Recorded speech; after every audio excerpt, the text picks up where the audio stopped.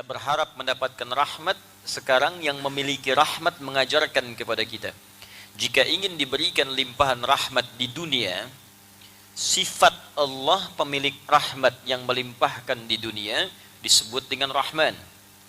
Atau ingin mendapatkan rahmat di akhirat, sifat Allah yang memberikan rahmat dalam konteks kehidupan akhirat disebut dengan Rahim. Nanti setidaknya ada 3 rahmat Allah yang diberikan saat di akhirat secara umum. Pertama, berupa ampunan Allah yang diberikan kepada hamba-hamba terpilih yang dikehendaki oleh Allah Subhanahu wa taala. Yang kedua, nanti ada sifatnya syafaat, yang dengan syafaat itu diperkenankan hamba-hamba tertentu mendapatkan keistimewaan saat di akhirat. Ada yang masuk surga tanpa hisab, ada yang masuk surga dengan cepat, ada yang memimpin keluarganya dengan syafaat yang diberikan oleh Allah karena rahmatnya dan karena amalan-amalan yang ia kerjakan saat di dunia. Ampunan rahmat tadi disebut dengan rahmat di Quran surah 39 ayat 53. Syafaat yang Allah berikan bahkan menjadi pemimpin keluar ke surga nanti, termasuk amalannya ada di Quran surah ke-13 ayat 23 sampai 24. Kemudian yang terakhir, ada juga rahmat Allah yang berkehendak memberikan surga kepada hamba-hamba terpilih sesuai dengan amalan-amalan yang ia kerjakan saat di dunia. Ada nanti surganya level bersama para nabi, para rasul, orang soleh, para syuhada, para siddiqin. Itu ada di Quran surah keempat ayat ke-69 yang telah kita bahas terdahulu. Ada nanti surganya di taman surga dengan segala keindahan yang sangat luar biasa. Langsung di dekat tamannya semua nikmatnya diberikan langsung oleh Allah tanpa perantara. Itu ada juga dengan amalannya di Quran surah ke-51 ayat 15 sampai dengan ayat 23-nya. Ada yang tinggal di surga seluas langit dan bumi dengan segala keutamaan-keutamaannya. Itu beserta amalannya disebutkan di Quran surah ketiga Ali Imran ayat 133 sampai 134. Juga ada di surga yang sangat indah yang tidak pernah disaksikan di muka bumi ini, tak pernah terdengar sama kisahnya serupa atau terlintas di benak kita. Walaupun kelasnya disebutkan biasa, tapi keutamaannya luar biasa, di luar batas nalar dan gambaran kita. Itu seperti di Quran surah kedua Al-Baqarah ayat ke-25. Bagi kita yang ingin mendapatkan rahmat dunia dengan sifat rahmannya, baik rizki, sifatnya materi, keturunankah, kebahagiaankah, kesuksesankah, atau rahmat akhirat dengan 3 pemberian utama tadi, maka kalimat Rahman dan Rahim diikat dengan kalimat Bismillah. Karena itu dalam kalimat Bismillah disusulkan kalimat Rahman dan Rahim. Bismillahirrahmanirrahim. Dan telah kita bahas di awal jumpa kita, ba dalam kalimat Bismillah itu bisa bermakna musahabah, bisa bermakna ilsaq, bisa bermakna ghayah. Musahabah sesuatu yang dekat, ilsaq sesuatu yang lekat, ghayah menunjuk pada satu tujuan. Jadi ba di situ kalau disambungkan dengan kalimat Allah Bismillah, maka seakan-akan memberikan pesan kepada kita, jadikan semua tujuan kita dalam beraktivitas lakukan karena Allah. Dan saat mengerjakan itu, rasakan kita diawasi oleh Allah sangat lekat. Kalau konsep ini kita praktekkan seperti sederhana, tapi dalam maknanya dipraktekkan saja kalimat Bismillah dalam kehidupan, maka rahmat Allah dalam kehidupan dunia akan diturunkan dan Rahim sifat Allah di akhirat akan diberikan saat kita kembali kepadanya. Karena itulah setiap kebaikan, aktivitas yang diawali dengan kalimat Bismillah, maka seketika dituliskan rahmat Allah berupa modal pahala yang akan kita bawa pulang saat kembali kepada Allah. Itu yang dimaksud kalimat Nabi, kullu amrin dzibalin la yubda'u fihi bi bismillahirrahmanirrahim fahuwa abtar. Setiap perbuatan baik yang tidak disertakan kalimat bismillahirrahmanirrahim atau disingkat dengan bismillah, maka abtar, terputus. Apa yang terputus? Sifat rahmat akhiratnya. Kalau dunianya mungkin dapat, karena Rahman itu sifatnya luas. Rahman sifatnya luas. Artinya sifat Rahman Allah bisa diberikan kepada baik yang beriman ataupun yang belum beriman, sepanjang dia berikhtiar. Cuma yang membedakan 2 nanti. 1 keberkahan, apakah berkah atau tidak pekerjaan itu. Yang kedua pahala. Kalau tidak disertakan dengan bismillah, keberkahannya tak ada. Misal, yang minum itu kan bukan hanya orang Islam. Non-muslim pun minum. Dan fungsi minum itu menghilangkan haus. Jadi kalaupun dia bukan beriman, bukan muslim, dia minum, hausnya hilang. Jadi syarat untuk hilang haus itu bukan masuk Islam. Ya, non-muslim pun kalau minum, hausnya hilang. Ya, cuma konsep kita memiliki konsep keberkahan namanya. Apakah yang diminum ini berkah atau tidak? Walaupun Anda muslim, Anda minum tak pakai bismillah, hausnya hilang juga. Anda muslim, tidak pakai bismillah, minum, haus hilang. Cuma keberkahan tidak didapatkan. Apa itu berkah? Ziyadatul khair. Nilai kebaikan yang bertambah, yang melekat pada objek yang kita konsumsi. Atau pekerjaan yang kita lakukan. Nah, ini minuman misalnya. Anda akan minum. Anda sebutkan bismillah sebelum minum. Ini objeknya. Fungsinya menghilangkan haus. Setelah haus hilang, apa manfaat air itu di dalam tubuh kita? Berkahnya apa? Nilai kebaikannya apa? Maka orang yang mendapatkan keberkahan dari minuman itu, maka air ini akan hadir dalam tubuh kita, memberikan energi untuk mengerjakan hal-hal yang baik yang Allah ridhai. Maka walaupun minumnya sedikit tapi berkahnya banyak, mungkin dengan berkah itu, Allahu Akbar, tenaga cukup untuk membaca Al-Quran, tenaga cukup untuk tahajud. Bahkan ada orang gak makan, gak minum. Dari fajar sampai maghrib. Cuman minum air teh. Satu teguk, bismillah. Kenyang. Habis sholat makan gitu. Ya.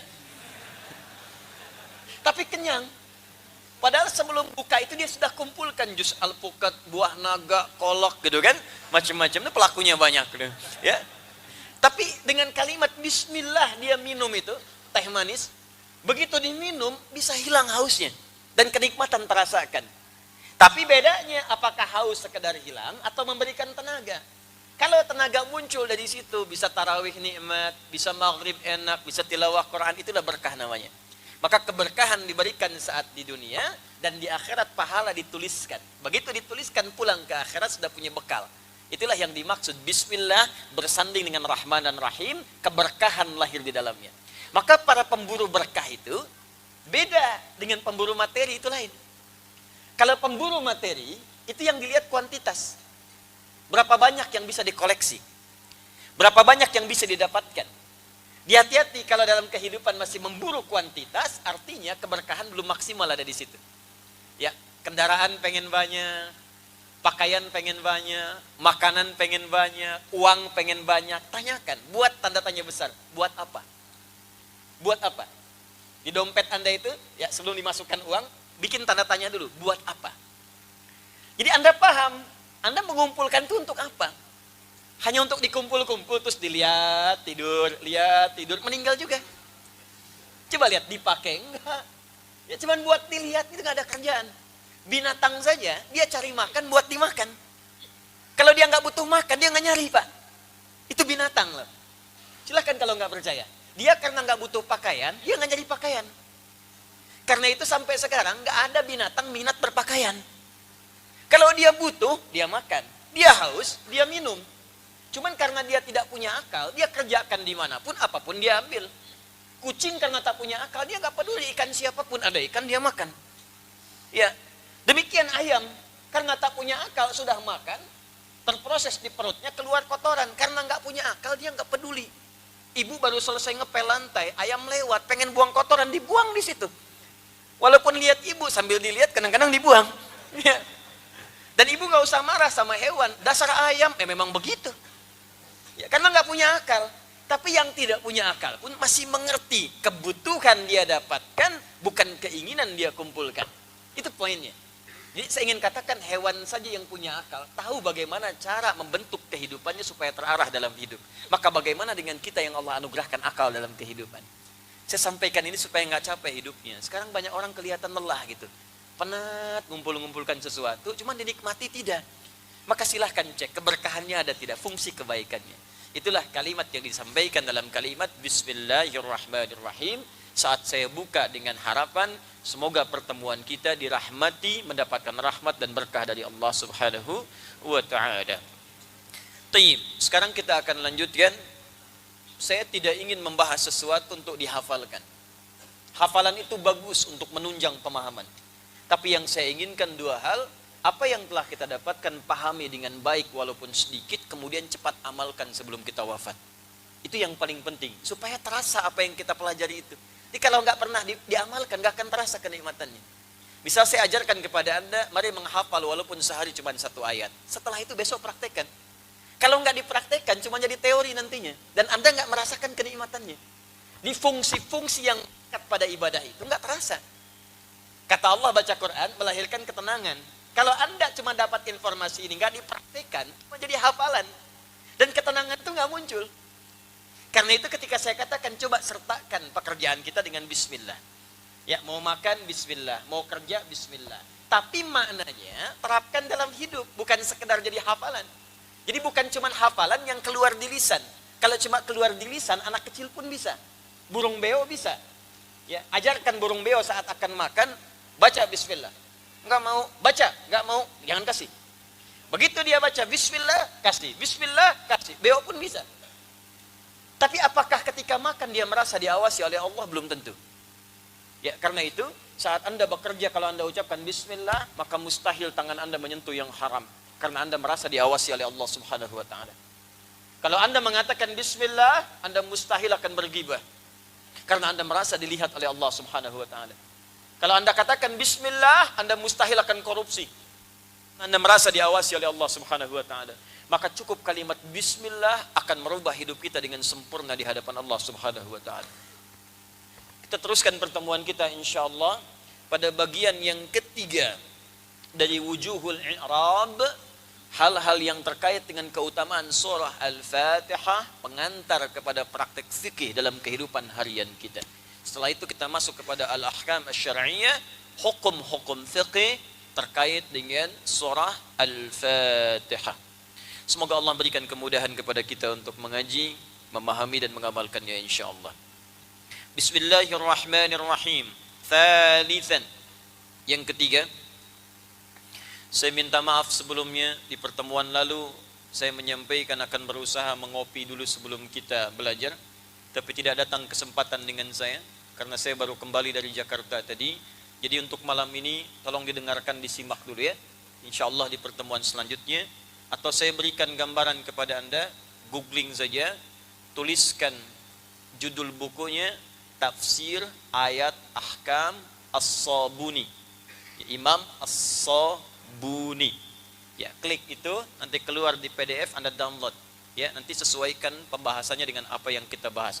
Mungkin halaman bisa berbeda karena cetakannya tidak sama, tapi insya Allah kalimatnya akan sama sepanjang itu bersumber dari orang yang sama. Jelas ya? Baik. Sementara dengarkan dulu, jangan googling sekarang. Ya, ingat, jangan macam-macam kalau saya sedang pegang kitab, bisa di-smash nanti. Ya. Bismillahirrahmanirrahim. Thalithan, aspek yang ketiga. Qauluhu ta'ala iyyaka na'budu wa iyyaka nasta'in. Ada pembahasan yang melekat pada kalimat di firman Allah Subhanahu wa ta'ala, iyyaka na'budu wa iyyaka nasta'in. Apa wujuhul i'rab? Ya, aspek gramatikal bahasa yang ada di sini yang berpengaruh pada kehidupan kita secara fikih.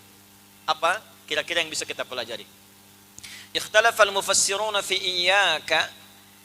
Para ahli tafsir berbeda pendapat, punya keragaman pandangan, menilai posisi kalimat iyyaka dalam kalimat yang tersambung dengan na'budu dan nasta'in. Kan sebelum kalimat na'budu dan nasta'in ada kalimat iyyaka ya. Nah, posisinya di ilmu i'rab itu sebagai apa? Ya, nanti di i'rab itu Bapak Ibu sekalian, misal ada fi'ilkah kata kerja, ada fa'ilkah, ada maf'ulkah, ada halkah, gitu kan? Ya, paham? Tidak. Baik ya, nanti kita praktekkan baru mengerti insyaallah. Ya, nanti itu di pelajaran bahasa Arab, ya, itu di kaidah. Posisinya apa ini? Dan kalau sudah tahu posisinya, kita bisa paham maknanya apa. Kalau sudah mengerti maknanya, kita akan paham bagaimana cara mengamalkannya. Karena Al-Quran itu diturunkan dengan bahasa Arab, maka kaidah yang digunakan kaidah bahasa Arab. Jadi jangan sampai memahami Al-Quran pakai kaidah bahasa Indonesia, tidak akan nyambung. Ya, tidak akan nyambung. Karena itu pakai kaidah bahasa Arabnya. Di kaidah bahasa Arab ada ilmu namanya ilmu nahwu. Di cabang ilmu nahwu ada namanya i'rab. untuk mengetahui perubahan kata dan penempatannya. Kalau posisi ada di depan, maksudnya ini. Kalau di belakang, maksudnya ini. Kalau harakatnya fathah, maksudnya ini. Kalau dia dhammah, maknanya seperti ini. Kalau sudah paham maknanya, maka ada petunjuk begini cara mengamalkannya. Itu akan terasa kenikmatannya. Rasakan bedanya, bedakan rasanya, dan pasti akan terasa bedanya. Ya, kita lihat. Ikhtalafal mufassiruna fi iyyaka. Para pakar tafsir memiliki keragaman pendapat tentang posisi iyyaka dalam hal i'rab, ya. Sebelum kalimat na'budu juga nasta'in. Masih ingat di ayat yang kelima, iyyaka na'budu wa iyyaka nasta'in. Jadi sebelum kita mengucapkan na'budu, kita ucapkan iyyaka kan? Iyyaka na'budu. Yang kedua, wa iyyaka nasta'in. Nah, ini kalau kita urai asal kalimat ini, itu seperti apa posisinya? Di sini setidaknya ada dua pendapat yang paling utama. Dan nanti saya akan uraikan kedua pendapat ini, sesungguhnya seluruhnya akan mewakili keluasan makna firman Allah Subhanahu wa taala. Jadi kalau saya menilainya bukan pendapat, justru itulah mukjizat lafaz Al-Quran yang memiliki makna yang luas. Ditafsirkan dari sudut manapun akan menjangkau setiap sudut-sudutnya. Sesuai dengan apa yang bisa kita amalkan, sesuai dengan kemampuan yang bisa kita raih. Ya, makanya nanti ketika Al-Quran itu diturunkan, pernah saya sampaikan di awal mula pembahasan, kan cara bacanya bisa beragam kan? Yang nggak bisa baca A pakai E imalah. Jadi wadduha bisa dibaca wadduhe. Ya, jadi bukan pendapat, tapi keluasan yang diberikan sesuai kemampuan hamba untuk mengucapkannya. Maka orang yang nggak bisa baca A, bisa baca pakai E. Dan makna tidak berubah. Wadduha dengan wadduhe, maknanya sama. Ya, sama dengan sepeda dengan sepeda. Sepeda benda itu juga. Sepeda itu juga. Jelas ya? Nah, maka ini bukan keragaman sekedar ragam atau warna yang berbeda, tapi kemudahan yang Allah berikan sebagai hikmah sehingga ada kesanggupan saat kita mengamalkan apa yang diperintahkan. Jelas? Baik. Bagaimana pendapat yang dimaksudkan? Fadhahabal muhaqqiquna ila annahu dhamirun munfasilun mansubun bil fi'li ba'dahu wa asluhu na'budu wa na'buduka wa nasta'inuka. فلما قدم الضمير المتصل أصبح ضميرا منفصلا والكاف للخطاب ولا موضوع لها من الإعراب. Paham? Tidak. Asal dari kata iyyaka, perhatikan, nanti saya sambungkan ke ilmu balaghah. Ya, awas kita padat ilmu dulu ya, supaya nanti teorinya kita pahami dengan argumentasi yang kuat. Jadi dasar ilmunya jelas. Asal kalimat ini, kalau di bahasa Arab standar, di luar Al-Quran, kalimatnya begini asalnya. Na'buduka. Na'buduka. Ya. Yang ini asalnya nasta'inuka. Begini asalnya. Ka-nya di sini. Ka ini asalnya nyambung dengan kalimat sebelumnya. Ini kata kerja. Na'budu, kami beribadah, sholat, menyembah. Nasta'in, kami minta tolong. Kepada siapa? Kepada Allah. Maka diganti dengan dhamir, kata ganti. Ya, ka, kepadamu ya Allah. Ditarik menjadi kata kedua untuk menghadirkan di hadapan kita seakan-akan kita diawasi. Ini yang disebut dengan ihsan. Makanya saat mengucapkan kalimat ini, rasakan Allah mengawasi kita persis saat sholat. Ini yang jarang orang lakukan. Jadi begitu Anda mengatakan begini, Iyyaka na'budu wa iyyaka nasta'in. Itu asal kalimatnya, na'buduka ya Allah, nasta'inuka, ka-nya itu engkau. Saya mau katakan begini, kalau engkau, Anda, itu artinya, maaf, kata kedua, pertama atau ketiga? Kedua, pertama saya, dhamir mutakallim. Kedua, Anda, kamu. Ketiga, dia. Perhatikan, saya, kamu, dia. Kata kerja pertama, saya. Kata ganti orang kedua, kamu, engkau. Kata ganti orang ketiga, dia, mereka. Jelas sampai sini? Baik, kalau saya sebutkan, fokus ini. dia, mereka, orangnya ada di sini nggak? Tidak. Kita tunjuk pada yang jauh kan? Dia nggak ada di sini. Kalau kita hadirkan dia ke dekat kita di sini, maka saya katakan orangnya ada di depan Anda, kamu. Jelas sampai sini? Baik, sekarang begini. Kalau kita sedang membicarakan sesuatu, lebih terasa mana? Orangnya ada atau nggak ada di hadapan kita? Dia itu orangnya baik banget. Dia masih nggak ada. Tapi saat ada di hadapan, gestur bisa berubah.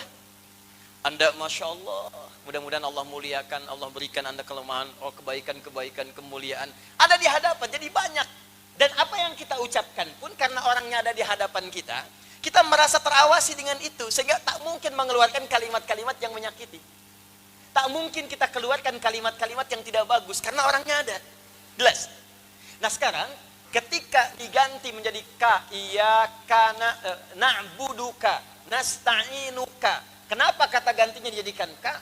Untuk memberikan pesan kepada kita, saksikan dan rasakan saat kita membaca itu dalam sholat, kita itu di hadapan Allah, melihat kita. Walaupun kita tak melihatnya.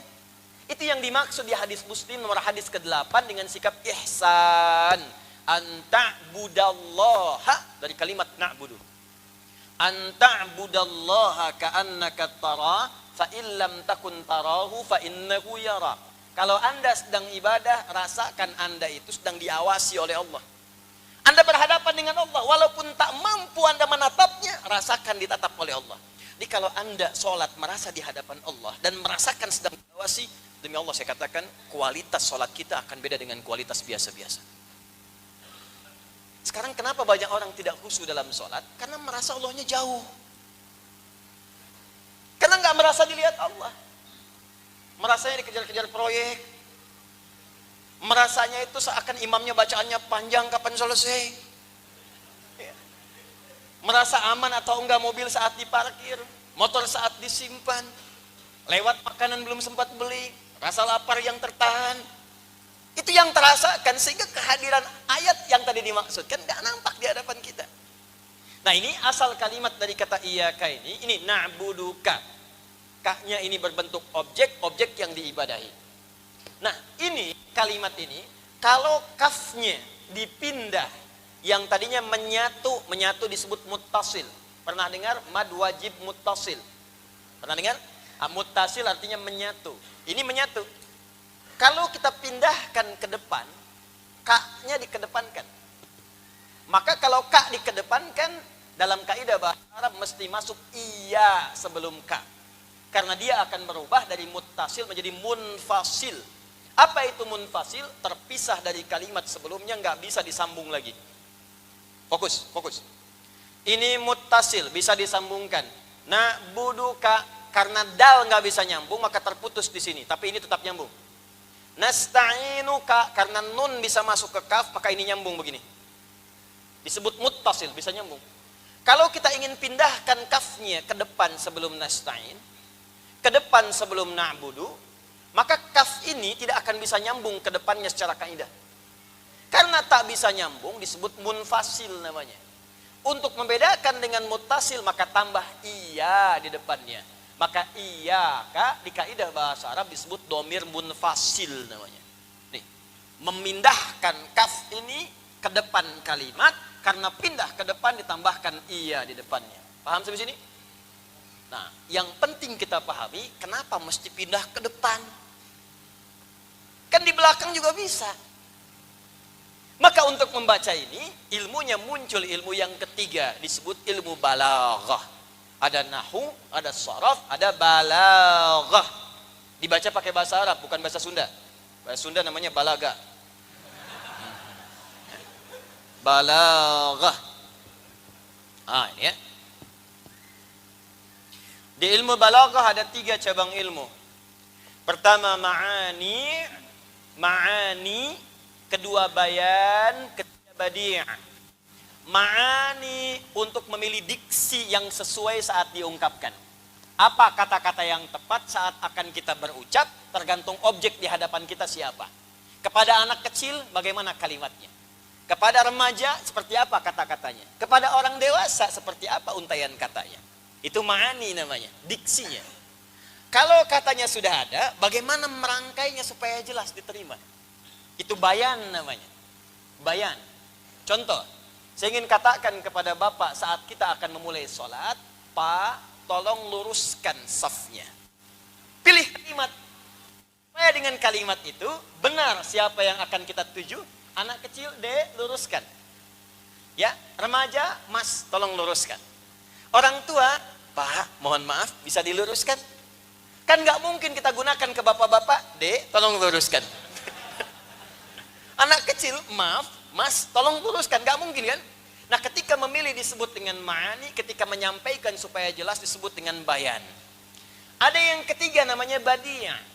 Badi itu ilmu bagaimana menghias kata supaya saat disampaikan orang enak menerimanya. Jadi jangan sampai jelas tapi nggak ngenakin. Pak, tolong lurusin ya. Apa nggak paham juga Bapak? Kan nggak enak. Ya, nah ini disebut badi ya namanya. Ya, Anda mau melamar seseorang dengan kalimat di Arab sering menggunakan badi'ah. Ilahi lastu lil firdausi ahla wala aqwa 'ala an-naril jahimi. Fahabli taubatan waghfir dhunubi fa innaka ghafirudz dzambil 'azimi. Duhai bapak mertua, memang saya ini tak seperti kelihatan ahli surga Firdaus seperti ada yang dikehendaki di rumah bapak. Tapi saya pun tak kuat berpisah dengan anak bapak seperti berada di neraka jahanam. Saya tahu saya banyak punya kekurangan, tapi saya pun paham bapak bisa memaafkan kekurangan saya. Catat tuh. Ya. Ah, itu badi namanya. Ya. Mama cantik deh kayak rembulan. Itu masih bayan. Mah, bulan pun kalah oleh aura pesona mama. Ah, itu baru disebut dengan badi. Jelas ya? Papa malam ini mau kemana? Ke hatimu, badi. Jelas? Nah ini, praktek ini, kalau Anda temukan di Al-Quran itu banyak. Ini menggunakan balaghah. Ketika kaf pindah ke depan dan berubah menjadi iyaka, di ilmu balaghah disebut dengan taqdim wa ta'khir. Taqdim wa ta'khir. Taqdim mengawalkan sesuatu. Ta'khir mengakhirkan sesuatu. Kalau ada kata ganti kemudian mutasil diawalkan menjadi munfasil, di ilmu takdim di balaghah disebut dengan ikhtisas namanya. Ikhtisas.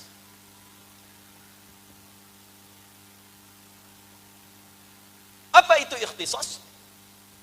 Ikhtisas itu secara singkat lebih dari kata khas. Ada khas, ada ikhtisas, itu beda. Kalau khas sesuatu yang spesial, khusus. Tapi kalau ikhtisas berusaha menjadikan sesuatu ini khusus, spesial, yang ini saja, bukan yang lain. Saya ulang, khas, spesial, khusus. Kiai khas, kiai spesial, khusus, gak sama dengan yang lain. Tapi kalau ikhtisas berusaha menjadikan yang ini spesial, khusus, beda dengan yang lain. Jadi kalau Anda ingin mengkhususkan sesuatu dan fokus pada yang ini saja dan menepikan yang lainnya, maka dalam ilmu balaghah disebut dengan kaidah ikhtisas. Di antara caranya, robahlah domir muttasil menjadi munfasil, ka menjadi iyaka. Jadi ketika ka dijadikan iyaka dan Allah menyampaikan kalimatnya bukan ka tapi iyaka, iyaka na'budu wa iyaka nasta'in, maksudnya berlaku hukum ikhtisas. Jadikanlah ibadahmu itu, kerjakan spesial hanya untuk Allah saja. Khusus. Tepikan yang lain. Jadi kalau sedang sholat, yang lain tepikan. Udah hilangkan aja, nggak usah masuk ke benak kita. Motor, hilangkan udah. Ya, mohon maaf, sendal, hilangkan. Mobil, hilangkan. Tolong catat kalimat saya, jangan dipotong ya. Maksudnya bukan hilangkan, hilang. Ya. Ya. Dalam benak kita hapuskan, jangan munculkan. Ya, jangan munculkan. Ya, motor apa kan? Kunci apa kan? Mobil, istri. Nah. Maksudnya jangan muncul di benak kita. Udah, habiskan. Iyaka ikhtisas. Jadikan semua apa yang akan kita ucapkan, kita fikirkan dan kita lakukan semua lillah saja. Hanya Allah yang spesial dalam salat kita, yang lain tidak. Demikian saat nasta'in. Nasta'in itu dipakai bukan cuma dalam sholat, di luar sholat pun kita pakai kaidah itu ikhtisas. Jadi kalau sedang bermohon, hilangkan yang lain. Makanya kalau mau minta, minta sama Allah. Jangan datang ke batu, minta. Datang ke keris, minta. Ya, datang ke laut, minta.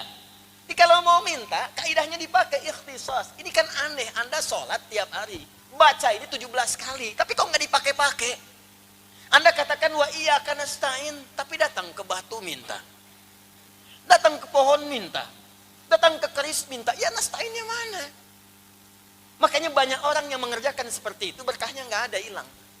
Karena yang terlibat di situ bukan rahmat Allah Subhanahu wa taala. Itu maksudnya. Jadi berlaku kaidah ini bukan sekedar diucapkan di lisan, tapi disebutkan pendapat yang pertama, dia disebut dengan domir munfasil dengan kaidah ikhtisas. Maksudnya saat Anda mengucapkan kalimat itu, jadikan dan usahakan alif dan taknya berfungsi sebagai menunjuk usaha dengan sungguh-sungguh. Jadi ada ikhtiar di sini. Nih, dari kata khas dimasukkan alif dan ta menjadi ikhtisas. Fungsi alif plus ta. Ini di ilmu sharaf. Di ilmu sharaf. Jadi begini misalnya ya. Ada fataha, kan? Kalau pakai i dengan ta jadi iftitah, iftataha. Kalau pakai alif sin dengan ta jadi istaftaha. Kalau pakai alif saja di fataha. Kalau pakai ta saja bisa jadi tafataha. Itu maknanya bisa beda. Nah, kalau Anda menemukan alif dengan ta di antara maknanya dari sekian beragam makna, artinya menunjuk pada usaha yang sungguh-sungguh atau jadi berusahalah kalau sedang sholat, semua serahkan karena Allah. Yang spesial cuma Allah, yang khas hanya Allah, yang lain tidak. Jelas. Dan kalau sedang meminta, tepikan yang lain. Mohonlah kepada Allah dengan keikhlasan dan kesungguhan. Dan rahasia di ayat ini, kalau Anda meminta dengan benar, menjadikan Allah sebagai satu tujuan saja. Satu tujuan, satu harapan disebut dengan as-somad namanya. Makanya kita ucapkan kul huwallahu Allahus. Ya, as-samad itu artinya satu harapan yang menepikan yang lainnya. Cuman ini aja ketergantungan kita. Sesuatu yang bergantung kepadanya dan tidak pada yang lainnya, satu itu saja. As-samad namanya. Karena itu, ketika kita memohon hanya kepada siapa? Allah. Ketika kita ibadah hanya kepada siapa? Nah, sekarang bagian terakhir, saya belum masuk pada yang keduanya. Ketika kalimat ini dipersatukan dengan waw, masih ingat? Iyyaka na'budu wa di sebelum nasta'in ada na'budu. Antara na'budu dengan nasta'in diselingi huruf waw. Wawunya disebut dengan waw ataf, fungsinya ma'iyah. Ataf menyandingkan sesuatu. Ma'iyah menjadikan keduanya bersama, bergandeng bersamaan. Artinya apa? Kalau ada hukum disatukan dengan huruf waw, artinya secara singkat keduanya akan saling terkait dan berkelindan, terikat satu dengan yang lainnya. Jadi semakin tinggi na'budunya, semakin cepat dijawab ketika Anda nasta'in kepada Allah. Semakin mengkhususkan semua ibadah kepada Allah, maka semakin cepat jawaban diberikan ketika Anda meminta kepada Allah. Tapi sebaliknya, kalau Anda campur adukan ibadahnya, katanya mengatakan iyyaka na'budu, tapi juga mengatakan yang lain benar. Datang ke tempat yang lain, ikut-ikutan juga, bikin paham yang menjauhkan dari Allah, maka mustahil nasta'in akan diberikan keberkahan ketika itu dijawab oleh Allah Subhanahu wa taala. Makanya tolong dicek kalau ada doa yang belum cepat terjawab, barangkali masalahnya di na'budunya belum maksimal. Coba tahajudnya dilihat, baca Qur'annya dilihat, puasanya dilihat.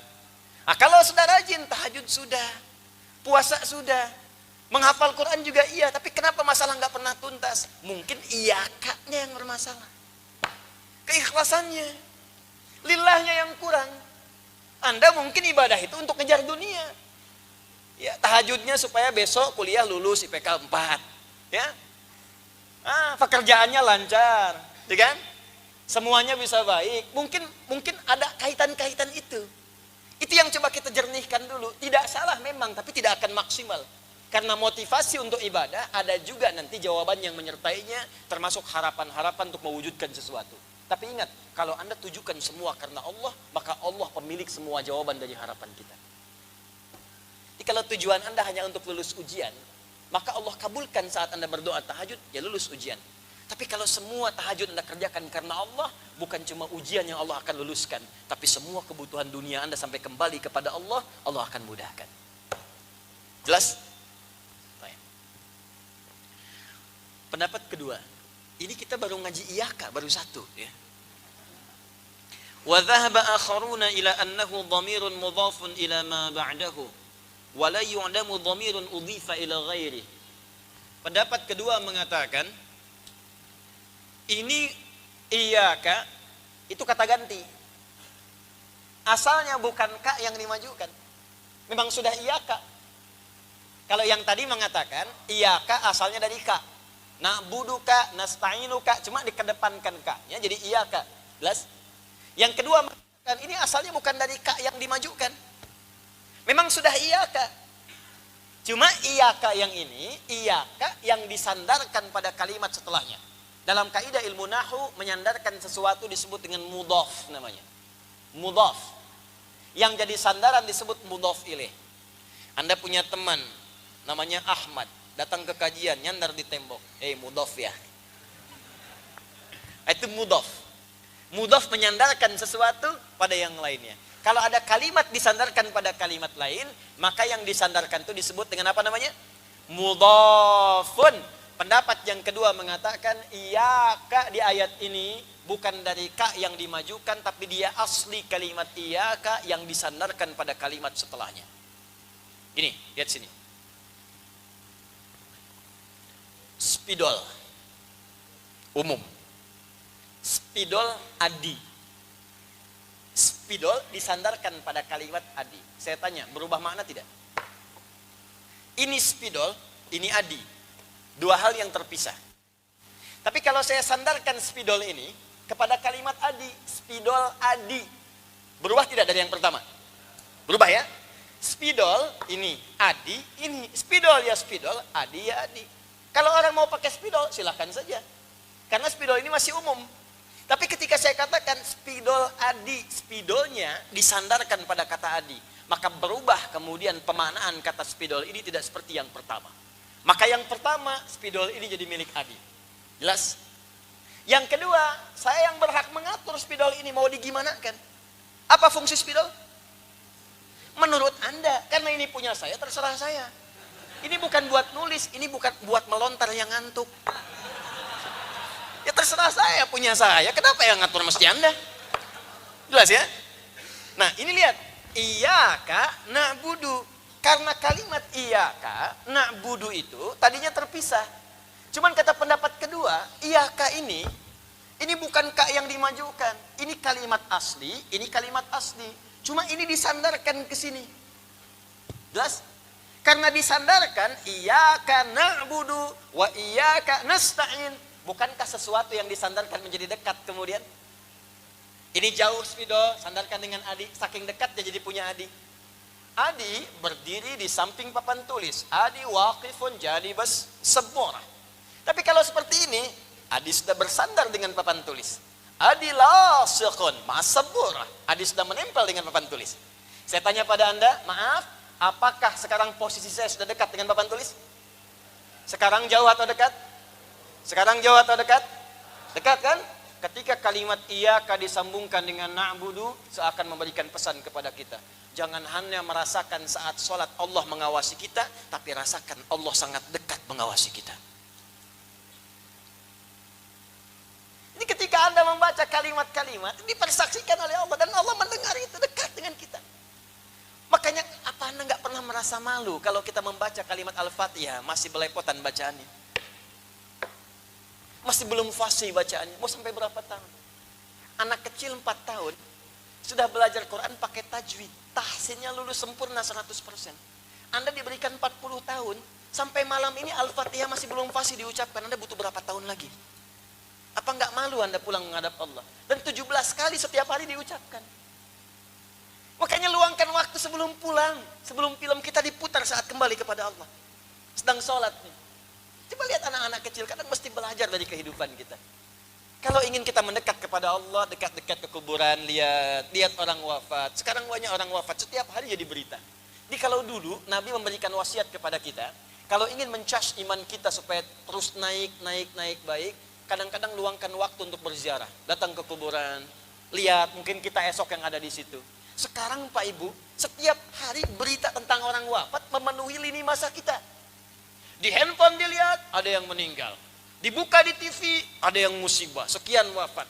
Kalau yang tadinya disuruh ke kuburan, sekarang yang wafatnya muncul ke permukaan dan belum kita yakin dengan kematian, maka perlu musibah apalagi mengingatkan kita dekat dengan Allah Subhanahu wa taala. Coba praktekkan saat sholat. Rasakan Allah mengawasi kita. Malu kalau bacanya nggak enak. Anda pada pimpinan aja bikin proposal harus bagus, nggak bagus dicoret. Sekarang yang menciptakan pimpinan Anda hadir mengawasi kita. Apa kita nggak malu diawasi dalam keadaan yang tidak baik? Barangkali nasta'in itu belum maksimal kita terima ketika kita berdoa karena na'budunya kurang bersungguh-sungguh kita siapkan kepada Allah Subhanahu wa taala. Menutup bagian pertama ini sebelum berpindah kepada poin yang lainnya, nanti poinnya setiap akan sholat berusahalah setiap hari untuk memperbaiki bacaan kita, memperbaiki cara sholat kita, dan bayangkan saat itu Allah mengawasi kita semua. Demi Allah saya katakan akan terjadi perubahan dalam kehidupan dan setiap doa-doa yang kita panjatkan. Telah disampaikan bahwa kalimat iyyaka na'budu wa iyyaka nasta'in, pada kalimat iyyaka terdapat dua makna utama. Yang pertama menyebutkan bahwa iyyaka kedudukannya adalah dhamir munfasil, kata ganti yang terpisah dengan kata kerja setelahnya. Asal katanya ka bersambung dengan na'budu, jadi na'buduka, juga bersambung dengan nasta'in, nasta'inuka. Dikedepankan sehingga terpisah dengan kata kerjanya dari muttasil menjadi munfasil. Maka secara kaidah untuk membedakan muttasil dengan munfasil ditambahkan iya di depan ka. Maka menjadi iyyaka na'budu wa iyyaka nasta'in. Dalam tinjauan ilmu balaghah, ketika dimajukan sebuah dhamir muttasil menjadi munfasil dan dihadirkan di depan, maka disebut dengan ikhtisas namanya. Berusaha mengkhususkan sesuatu sehingga fokusnya pada yang dikhususkan itu saja, bukan pada selainnya. Maka nama yang pertama ini memberikan kesan kepada kita, jikalau kita ingin khusyuk dalam ibadah, ingin fokus hanya menyembah Allah saja, maka berusahalah setiap solat kita, jadikan semua fokus kita hanya untuk Allah saja. Yang lain kita tepikan. Ini yang dimaksud kalimat pembuka saat kita takbir, disebutkan dalam hadis riwayat Abu Daud. Ketika kita bertakbir mengucapkan fayaqulu, kata Nabi, Allahu Akbar. Ucapkan Allahu Akbar. Ada kabir, ada akbar, itu berbeda. Ketika Anda ucapkan kabir, sesuatu yang besar, agung, berharga, penting. Akbar, ismu tafdil, lebih penting. Karim, mulia. Akram, lebih mulia. Iqra bismi rabbikal ladzi khalaq. Khalaqal insana min 'alaq. Iqra wa rabbukal akram. Muhammad, baca. Bukan karena engkau tak pernah punya guru untuk mengajarkan engkau membaca. Bukan karena engkau tak pernah sekolah sehingga engkau bisa membaca. Tidak. Niatkan membaca itu karena Allah yang lebih mulia dibanding semua guru dan tempat-tempat belajar itu. Jadi kalau guru saja bisa mengajar, bisa membaca, apalagi Allah yang lebih mulia daripada itu menjadikan kau sekarang bisa mengikuti bacaan. Itu ismun tafdil. Kita mengucapkan Allahu Akbar. Kalau ada kabir, maka hanya Allah yang akbar.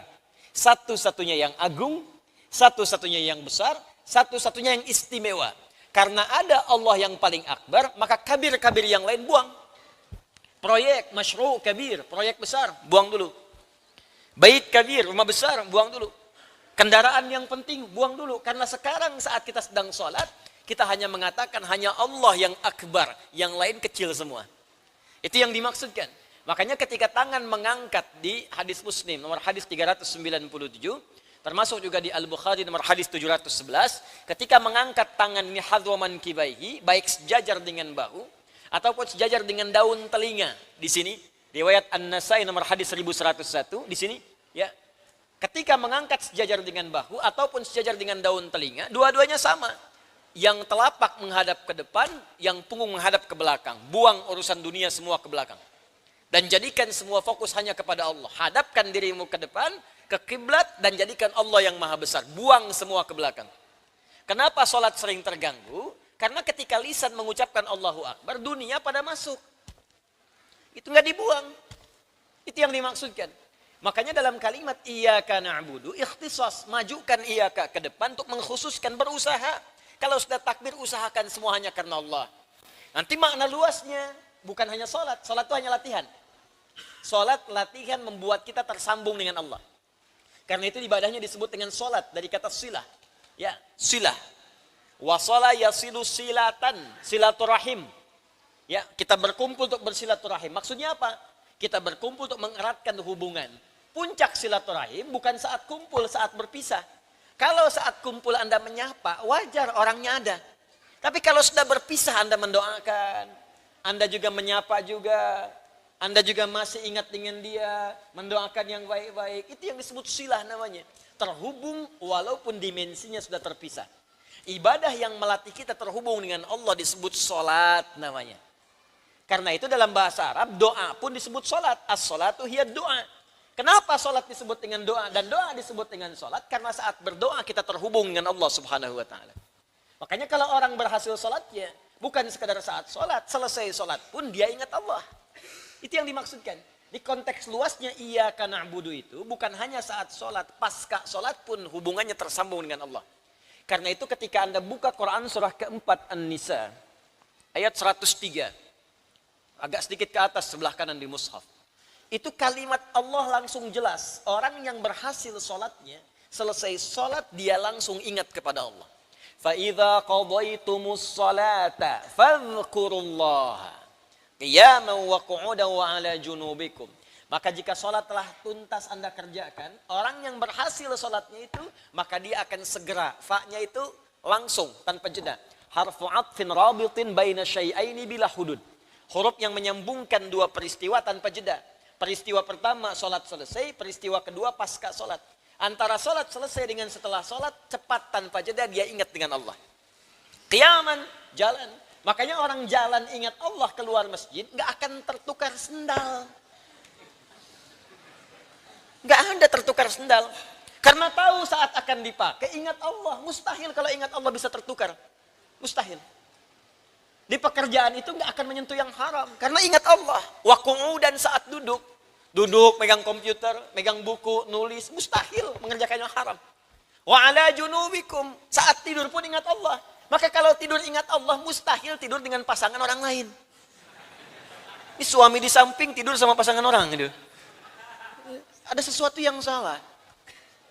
Itu mustahil. Jadi semua dari kepala sampai kaki itu semua terjaga. Jadi kalau orang sudah nekat berbuat maksiat terang-terangan, maka ada yang sangat fatal yang harus diperbaiki. Hati-hati, hati-hati. Dulu orang mabuk sembunyi-sembunyi, sekarang orang bangga mabuk di depan orang. Dulu orang zina sembunyi-sembunyi, sekarang orang selingkuh bangga diberitakan. Awas, ini ada sesuatu yang bahaya ini. Ada sesuatu yang bahaya dan jangan kita menjadi bagian dari peristiwa itu. Ya mesti contoh yang baik-baik yang bisa kita terapkan dalam kehidupan. Ya, kembalikan kepada pembahasan kita tadi. Jadi iyyaka na'budu bagian pertama melatih kita supaya tetap tersambung dengan Allah dalam setiap aktivitas yang kita kerjakan, jadikan semua karena Allah. Kalau semua sudah karena Allah, maka wa disertakan di dalam kebutuhan dia, nasta'in, iyyaka nasta'in. Maka semua kebutuhannya akan dikhususkan oleh Allah Subhanahu wa taala sepanjang ia hanya meminta kepada Allah saja. Contoh paling jelas dari keterangan ini di Al-Qur'an itu indah, Pak, Bu. Menerangkan sebuah teori, ya baik itu informasi, perintah atau larangan, diberikan kemudian penjelasan yang detail, setelah itu diberikan contoh.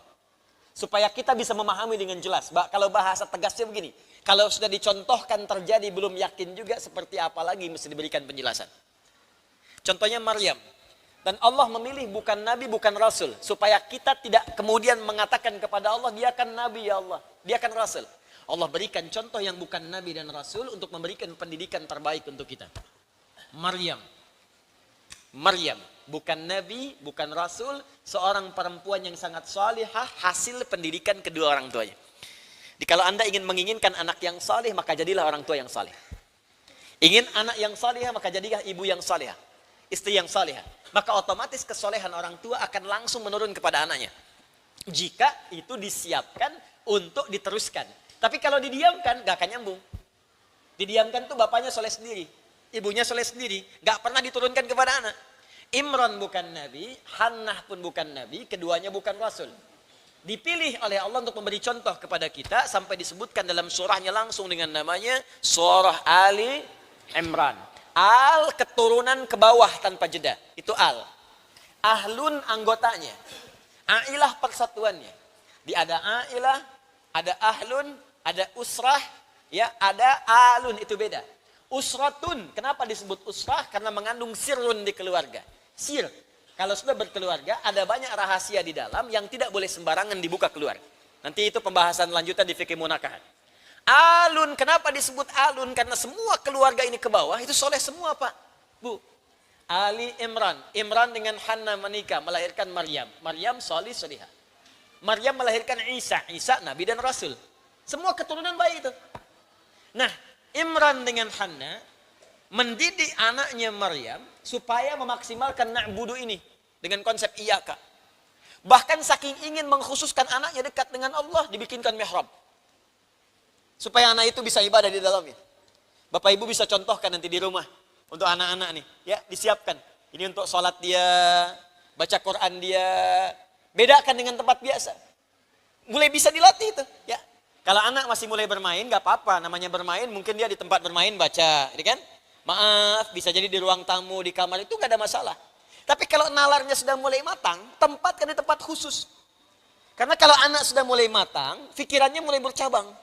Sudah bertanya, sudah mengkaji. Maka dekatkan dengan tempat yang khusus supaya fokusnya bisa terhubung dengan Allah secara sempurna. Maka dibuatkan mihrab oleh bapak ibunya untuk fokus beribadah kepada Allah. Ini teori iyaka tadi. Khusus berusaha. Apa yang terjadi? Di situ didekatkan dengan Allah, diberikan mihrab, dibimbing pamannya Zakaria supaya tidak salah. Awas ya, hati-hati. Jangan sampai ada yang ibadah nggak punya pembimbing. Nanti besok-besok sholat maghrib 4 rakaat nih. Ya. Baik, lihat sini. Apa yang terjadi? Sekarang lihat baik-baik. Ketika na'budu maksimal, maka nasta'in tanpa diminta pun dia datang. Ketika na'budu maksimal, maka nasta'in tanpa diminta pun datang. Quran surah ketiga ayat 37. Paling kiri sebelah bawah.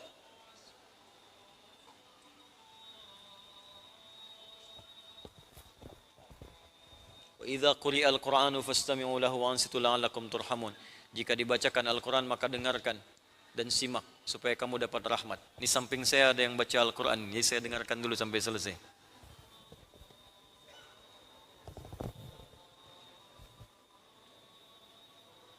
Oh bukan, itu adzan.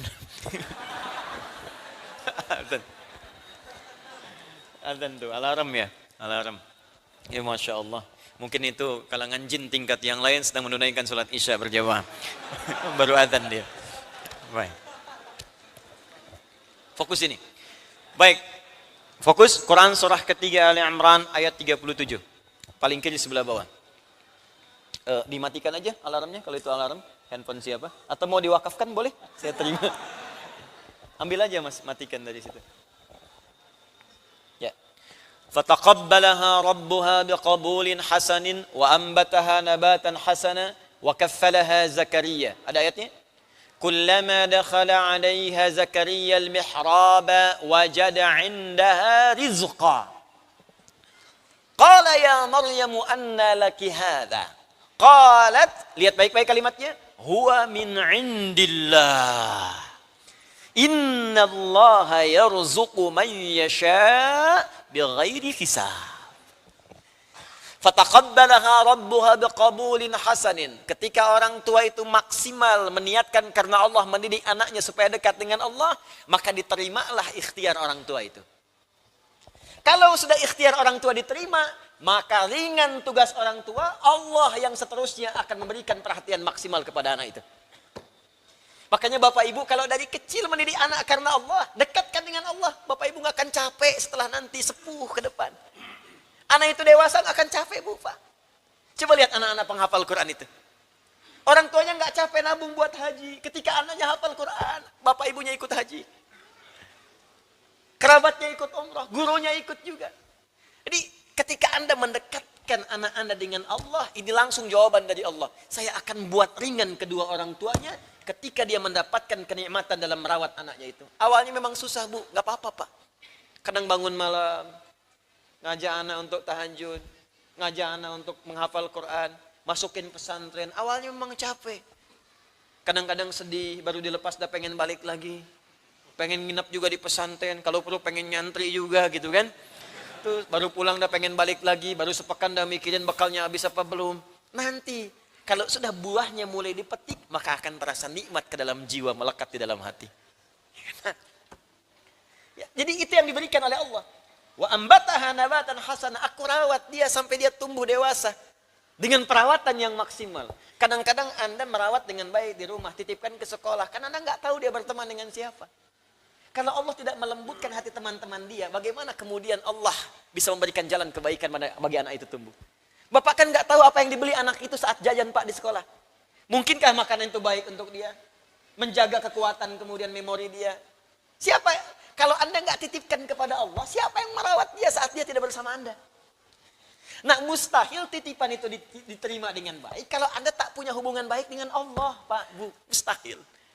Anda nggak punya hubungan baik dengan tukang parkir, apalagi musuhan.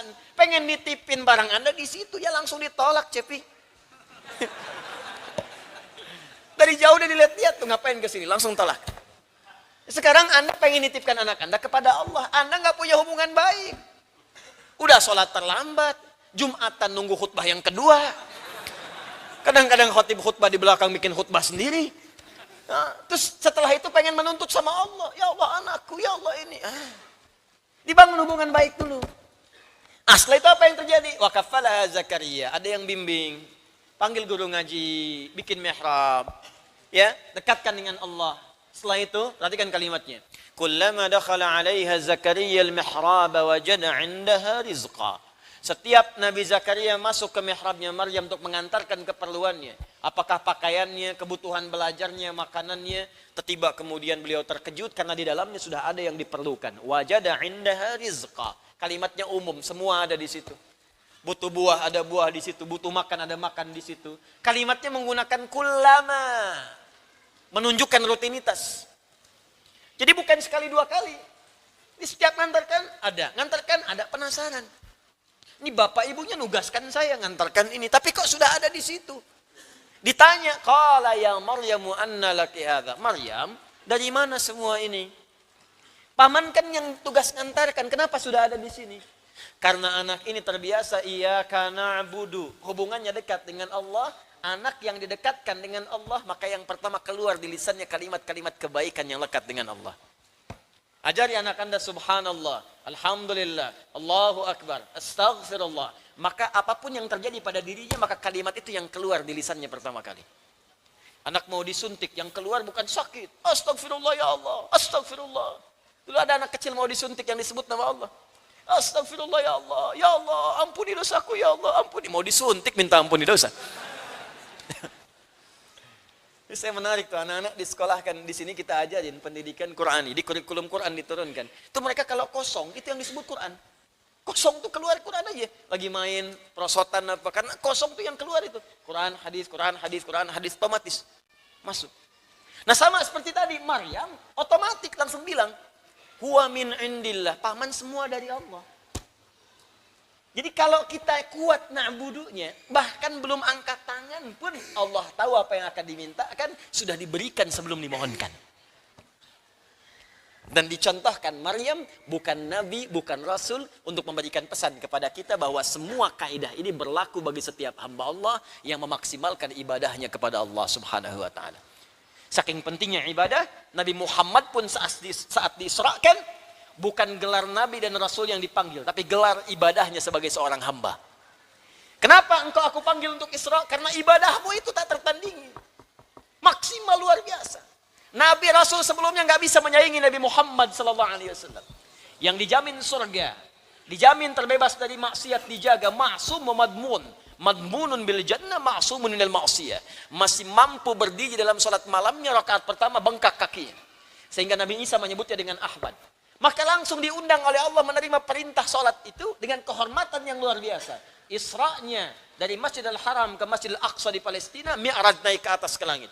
Dengan kalimat apa panggilannya? Dengan kalimat abdun, puncak penghambaan dan ibadahnya. Bukan kerasulannya, bukan kenabiannya, tapi kalimat puncak ibadahnya sebagai seorang hamba. Turun Quran surah ke-17 ayat yang pertama. Paling kiri sebelah atas. Subhanalladzi asra bi'abdihi. Bukan birasulihi, bukan binabiyhi. Allah ingin memberikan gambaran kepada kita, semakin tinggi puncak ibadah kita kepada Allah, semakin tinggi Allah akan mengangkat derajat kita dalam kehidupan dunia dan akhirat dengan izin Allah Subhanahu wa taala. Karena itu dalam pendapat yang kedua disebutkan kalau kita ingin maksimal menjadikan itu, maka mudhafkan, idofatkan, dekatkan, tempelkan. Kalau sholat, tempelkan diri kita seakan-akan langsung diawasi oleh Allah, walaupun kita tak mampu melihatnya. Iyaka, saya khususkan karena Allah. Bagaimana caranya? Langsung diajarkan oleh Nabi, supaya enggak ngarang sendiri. Hadis Muslim nomor hadis ke-8, bab ihsan. Ya, iman, Islam, ihsan. Anta'budallaha ka'annaka tarahu. Ta'bud, kita mengatakan na'budu, kata Nabi, ta'bud. Kalau kamu sedang na'budu, kamu sedang sholat, kamu sedang ibadah, ka'annaka tarah. Fa illam takun tarahu fa innahu yarak. Rasakan Allah mengawasimu, ada di depanmu, dekat denganmu. Kalau tak mampu engkau melihatnya, maka rasakan Allah langsung yang mengawasimu seketika. Itu yang disebut dengan ihsan. Kalau ada orang bersikap seperti itu yang disebut dengan iyaka yang paling maksimal. Ya, itu mudhaf ilaih. Yang berpendapat demikian qala Abu Sa'ud, berkata seorang mufassir, ya, Abu Sa'ud, al-Imam Abu Sa'ud, wa madda'ahu al-Khalil min al-idhafah muhtajjan alaihi bima haqahu an ba'd al-Arab. Yang pendapat kedua tadi, yang nempelkan iyaka ke na'budu, pendapat kedua, itu namanya Khalil bin Ahmad. Lengkapnya Khalil bin Ahmad Al-Farahidi. Ya, di sini tidak disebutkan. Lahir tahun 100 Hijriah, wafat tahun 170 Hijriah. Siapa Al-Khalil bin Ahmad Al-Farahidi ini? Khalil bin Ahmad Al-Farahidi ini seorang pertama pakar di bidang bahasa. Ya, pakar bidang bahasa Arab. Beliau pengarang kitab namanya Mu'jam Al-Ain. Beliau termasuk penginisiasi ilmu nahwu yang sebelumnya disampaikan oleh Abul Aswad Ad-Du'ali. Abul Aswad Ad-Du'ali dari Ali bin Abi Thalib radhiyallahu taala anhu. Jadi nasabnya ke situ. Khalil dari Abul Aswad Ad-Du'ali, Abul Aswad Ad-Du'ali dari Ali bin Abi Thalib.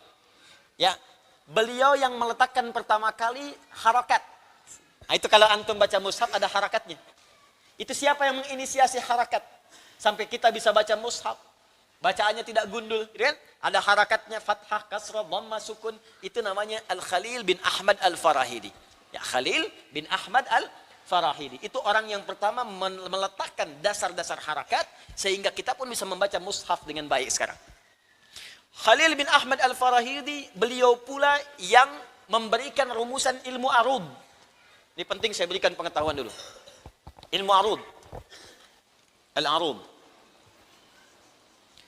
Jadi maksudnya saya ingin sampaikan, ini pendapat kedua ini bukan berasal dari orang kaleng-kalengan. Dia ini ulama beneran. Ya. Al-arud.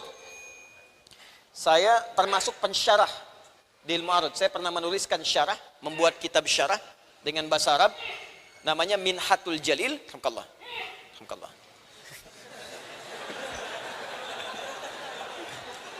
Saya tunggu sekali lagi. Dapat tisu. Alhamdulillah.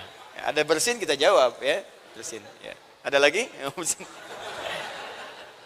Baik. Itu orang sudah pasti kalau dikenal. Kalau sudah arud, ini Khalil. Khalil bin Ahmad Al-Farahidi. Saya sempat menuliskan, mengarang sebuah kitab namanya Minhatul Jalil bi Ta'rif Arud Al-Khalil. Ini syarah kitabnya, arudnya Khalil bin Ahmad. Ya, Minhatul Jalil bi Ta'rif Arud Al-Khalil. Cuman sayang saat terjadi peristiwa di Tripoli itu, Ya, itu bukunya, filenya, laptopnya yang kita titipkan di salah satu tempat ternyata terbawa semuanya. Ya, dan semoga bermanfaat insyaallah. Dan yang penting ikhtiar kita sudah selesai. Ya, kalau kita semua kerjakan berusaha karena Allah, maka nggak akan banyak kekecewaan dalam benak kita. Tapi kalau antum semua kerjakan karena harapan dunia tertentu, banyak kecewanya, Bu. Ibu kalau merawat anak bukan karena Allah, ibu pasti akan banyak kecewanya. Bapak juga begitu. Ya, kalau antum mau sederhana aja, mau taklim ke sini bukan karena Allah, banyak kecewa antum. Tiba-tiba saya yang nggak bisa datang, ya kemana? Dasar DKM nih, DKM yang kena tuh. Ya, terus semuanya, jadi nggak enak nanti. Arud ini ilmu penting untuk mengetahui 3 hal. 1, untuk menilai kualitas syair atau qasidah yang disampaikan oleh orang Arab. Jadi kalau Anda ingin mengetahui kualitas syair atau puisi yang disampaikan orang-orang Arab, maka ini dasar ilmunya. Karena orang Arab itu keutamanya di sastra. Nah, nanti yang kedua, untuk membedakan Al-Quran dengan syair, itu mesti paham ilmu arud. Karena waktu Nabi diturunkan oleh Allah Al-Quran, dituduh oleh orang-orang Arab pada saat itu, ini syair nih. Maka turun bahasa Al-Quran, wa ma huwa biqauli syair. Al-Quran itu beda, bukan puisi karangan para pujangga, bukan syair karangan para syuara. Maka diberikanlah kemudian oleh Allah isyarat bagaimana membedakan Al-Quran dengan puisi-puisi biasa. Maka ilmu inilah kemudian diilhamkan oleh Allah kepada Khalil bin Ahmad Al-Farahidi, ya, untuk bisa menerangkan kepada kita ini perbedaan antara syair dengan Al-Quran. Apa bedanya? Semua syair orang Arab ternyata disusun berdasarkan rumus tertentu, ada 17 rumus, disebut dengan bahrun namanya. Bahrun. Jamaknya disebut dengan bukhur. Jadi kalau orang Arab bikin puisi itu nggak akan keluar dari sini. Ya, rumusnya ini. Walaupun mereka nggak kenal ilmu ini dulu, mereka nggak tahu ilmunya, cuma salikah, insting mereka langsung bikin. Nah, oleh Khalil diamati, dikeluarkan oleh beliau formulasinya. Oh, ini yang begini, fa'ulun mafa'ilun, fa'ulun mafa'ilu, fa'ulun mafa'ilun, fa'ulun mafa'ilu, disebut tawil. Mustaf'ilun, mustaf'ilun, mustaf'ilun, mustaf'ilun, mustaf'ilun, mustaf'ilun, disebut rajaz. Ya, tawilun lahudunal buhuri fadailu, fa'ulun mafa'ilun, fa'ulun mafa'ilu, kaifa nabki min dzikri habibin wa manzili bisaqtili wa baina dakhuli fahawmali. Ini contohnya. Mustaf'ilun, mustaf'ilun, mustaf'ilun, mustaf'ilun, mustaf'ilun, mustaf'ilun. Sautu safiril bulbuli hayya qalbi thamili al-ma'u wa zahru ma'a ma zahri lafzul muqali. Fa anta ya sayyidali wa sayyidi wa mauladi fakam tayyumuni ghazailun uqayqali. Qataftuhu min wajnatin min fi'li hadzal rajuli faqala la la la la faqad qada muharwili. Wa wal walad wali wali ya wailali faqultu la tuwalwili fa bainul lu'lu ali. Qalat lahu hina kadza inal radidul muqali kahatan kakailali tabuli. Ulangi. Nah, itu rajas. Ya. Nah, kenapa penting tahu ini? Untuk membedakan dengan Al-Quran. Al-Quran nggak pakai rumus itu. Silahkan cari rumusnya. Wadduha wal laili idza saja ma wadda'aka rabbuka wa ma qala. Nggak akan ditemukan di sini. Semua orang Arab bikin syair, bikin qasidah, rumusnya pasti kembali ke sini. Mufa'alatun, mufa'alatun, fa'ilatun, mufa'alatun, mufa'alatun, fa'ilatun. طلع البدر علينا من ثنية الوداع وجب الشكر علينا مدعا لله داعي. Madid ketemu, nggak akan jauh dari situ. Al-Quran tidak. Makanya kalau orang belajar ilmu arud dia akan paham Al-Quran beda. Al-Quran bukan bahasa manusia, bukan karya manusia, dia firman Allah Subhanahu wa taala yang bukan makhluk. Jadi beriman. Makanya belum pernah Abu Jahal menyoal Al-Quran. Karena tahu ini beda ini. Pernah nggak ditemukan Abu Jahal keberatan dengan pernyataan Alif Lam Mim? Tidak ada. Silahkan cek dalam sejarah. Jadi kalau sekarang ada orang yang nggak ngerti bahasa Arab, iseng-iseng menyoal Al-Quran, keterlaluan. Karena Abu Jahal pun yang paling fasih bahasa Al-Quran tidak pernah menyoal Al-Quran. Itu yang paling menarik. Yang kedua, kita bisa mengerti bagian kedua ini, karena Al-Quran beda dengan syair, makanya orang Arab dulu pun nggak pernah baca Al-Quran pakai irama syair. Setiap kasidah ada iramanya, beda. Ada iramanya. Ya misal kayak tadi kan, madid. Ya, tala'al badru alaina min thaniyatil wada'. Ya, itu kan dari rumus mufa'alatun mufa'alatun fa'ilatun mufa'alatun mufa'alatun fa'ilatun. Tapi kan nggak pernah dipakai baca Quran. Wadduha wallaili idza saja. Kan nggak pernah kan? Coba lihat sesude, sesurem, misalnya rasid pernah nggak baca pakai gitu? Enggak. Karena tahu ini tuh khusus untuk syair. Makanya kalau lagam udah populer nagamnya dipakai untuk tertentu, jangan pernah dipakai baca Quran. Itu. Makanya nggak usah iseng-iseng, karena orang Arab dulu pun nggak ada yang iseng. Nah ini ngimamin pakai nagom ini, nagom itu. Iya karena budu, wah iya karena stain, ya bubar.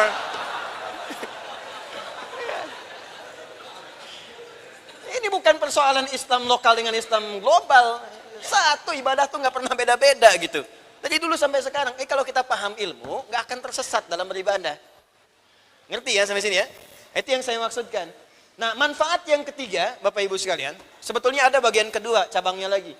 Jadi kalau kita paham ilmu arud, itu Anda bisa memahami cepat kaidah dasar-dasar ilmu.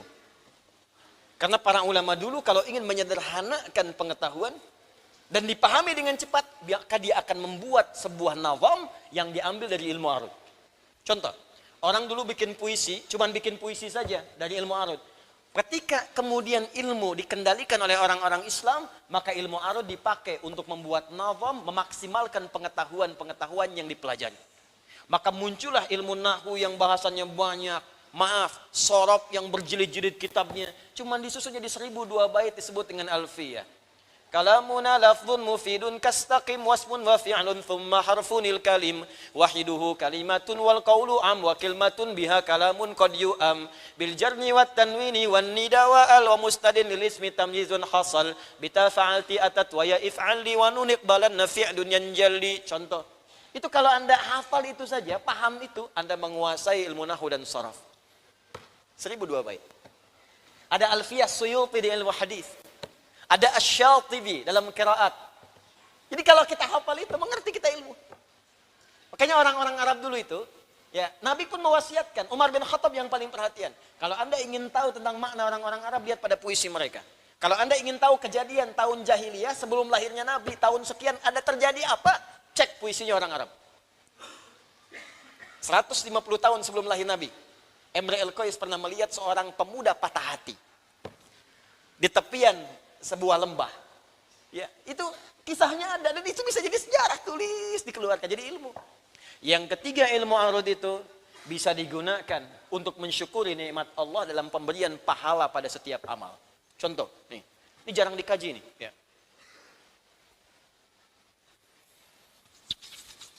Ini kalau kita bisa menerapkan, jadi saya tuh ingin begini ya, coba Qurannya dipakai. Kata Quran tuh gini, kalau belajar sampai paham. Menghafal boleh, tapi yang dihafalkan tuh pahami. Di banyak orang sekarang menghafal tapi nggak ngerti. Contoh paling gampang, orang Islam sholat, hafal bacaan tapi nggak ngerti yang dibaca. Walau tidak semuanya.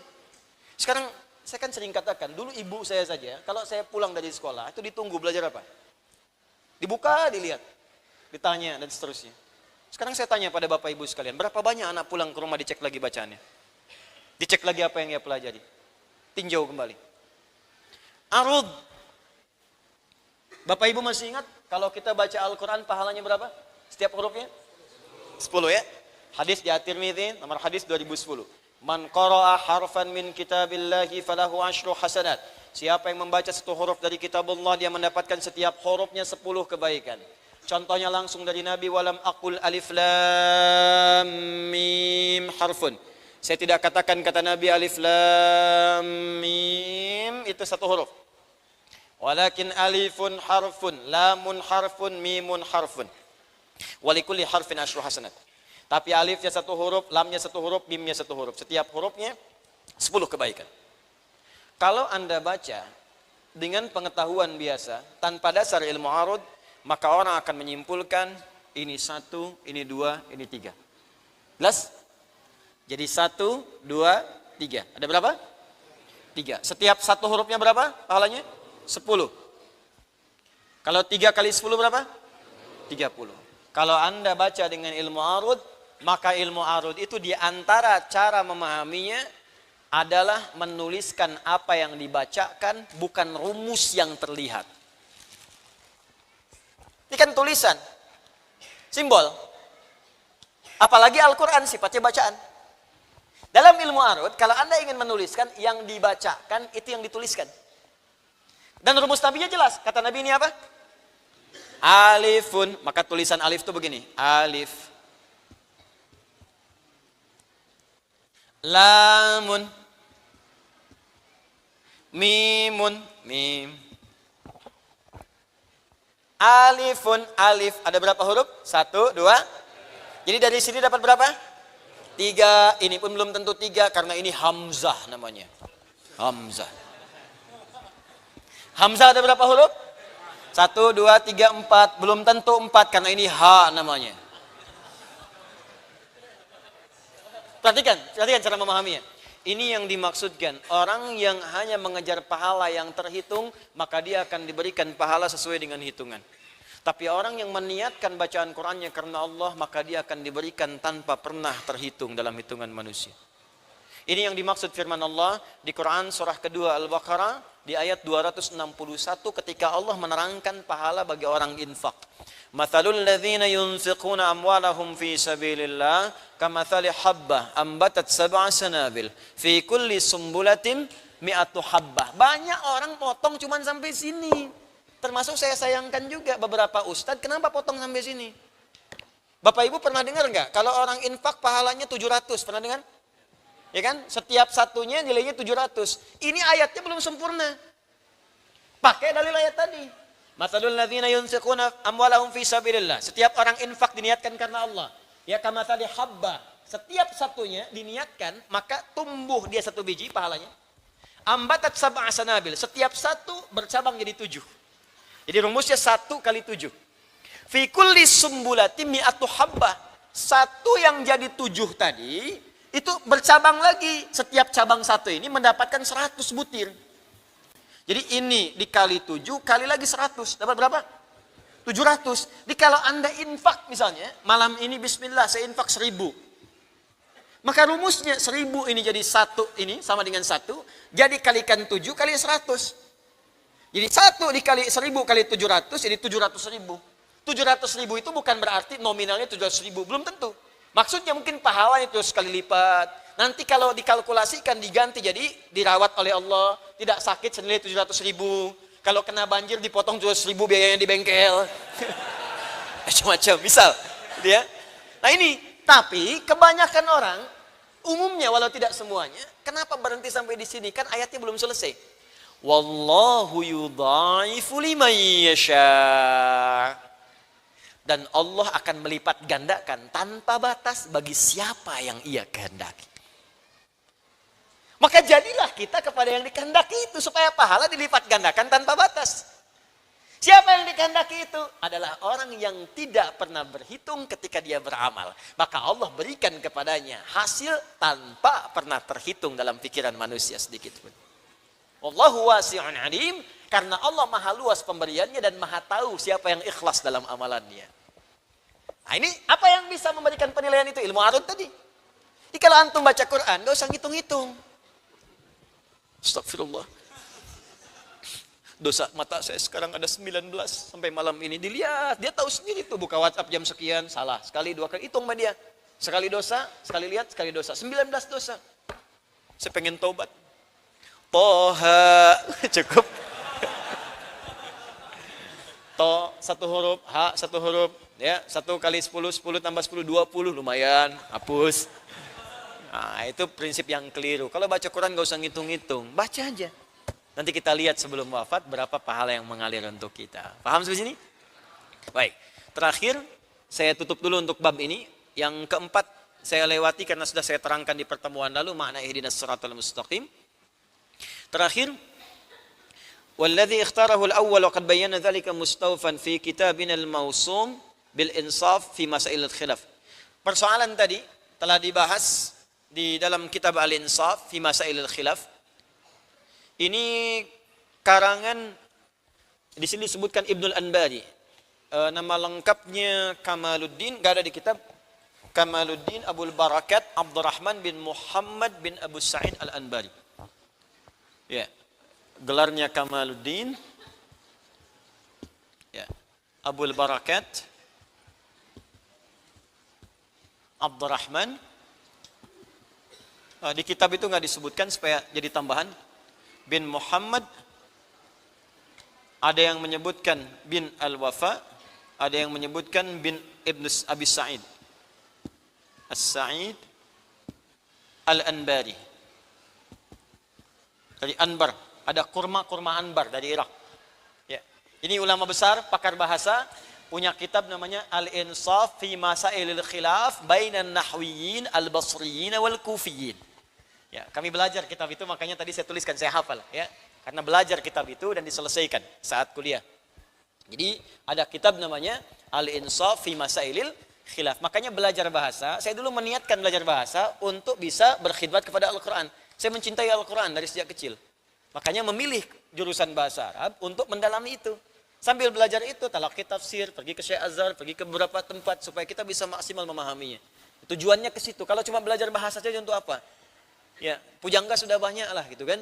Untuk apa? Cuman belajar sesuatu yang tidak ada fungsinya. Gunakan alat untuk memahami hakikat. Jelas ya? Baik. Terakhir. Khamisan amin. Ini amin. Ismu fi'lin amrin bimakna istajib. Amin itu isim. Isim. Kata benda. Tapi maknanya fi'il, permohonan. Bimakna istajib. Ya artinya istajib, mohon kabulkan ya Allah. Tapi yang ingin saya bahas dua hal. Satu, kenapa bukan ajib tapi istajib? Ada ajib, ada istajib, itu beda. Bukan ajib, ya ajib itu kagum, ajib. Wajahmu ajib, ya. Masya Allah, ini sepeda ajib. Itu kagum, bagus maksudnya. Ya. Tapi ini ajib, hamzah. Ini istajib. Apa bedanya? Bedanya yang ini ajib, yang ini istajib. Ya. Kalau ini kalimatnya langsung. Kalau ini menggunakan ista ke depannya. Di ilmu sharaf istaf'ala yastaf'ilu istif'alan, mustaf'ilun, fa mustaf'alun, ya. Istaf'ala. Apa fungsi ista? Ista itu secara umum punya dua fungsi di ilmu sharaf. Fungsi pertama menunjukkan permohonan pada sesuatu. Permohonan pada sesuatu. Azina iznun, izin. Izin itu dari bahasa Arab. Kata izin dari bahasa Arab. Azina mengizinkan, izin bahasa Arab. Memohon izin, minta izin pakai istadzana, istidzan, minta izin. Jelas? Baik. Yang kedua fungsinya menunjukkan usaha yang sungguh-sungguh untuk meraih sesuatu. Contoh, hasuna, baik. Istahsana, istihsan. Usaha yang sungguh-sungguh supaya jadi baik. Jelas? Hasuna, baik. Hasan sifatnya. Ihsan, keadaan yang diawasi menjadi baik.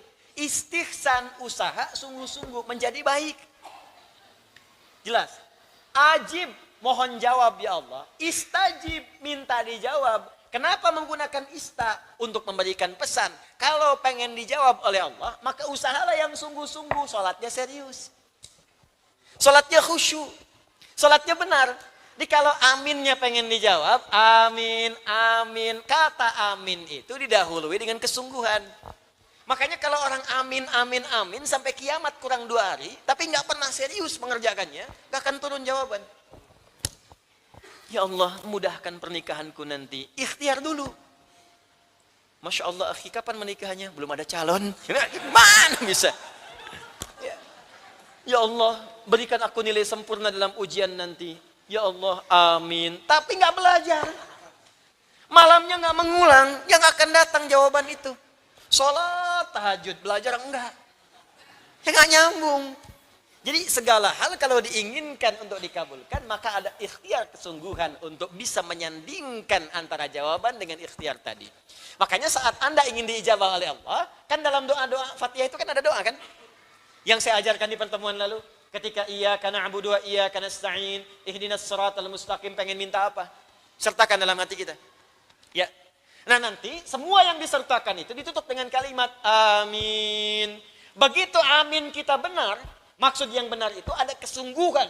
Sungguh-sungguh belajar Fatihahnya, bacaannya benar. Yang kemarin bacaan gak benar panjang pendek, sekarang minta ke guru supaya dibenarkan. Talaki Al-Fatihah yang benar, memohon kepada Allah, berusaha dengan khusyuk ibadah, wudhunya benar. Ketika semua urutan ini benar, wudhu benar, berusaha mengucapkan benar, cari pakaian yang halal, sholatnya diusahakan maksimal benar. Begitu Anda mengucapkan amin, akan terjadi perbedaan dalam kehidupan kita.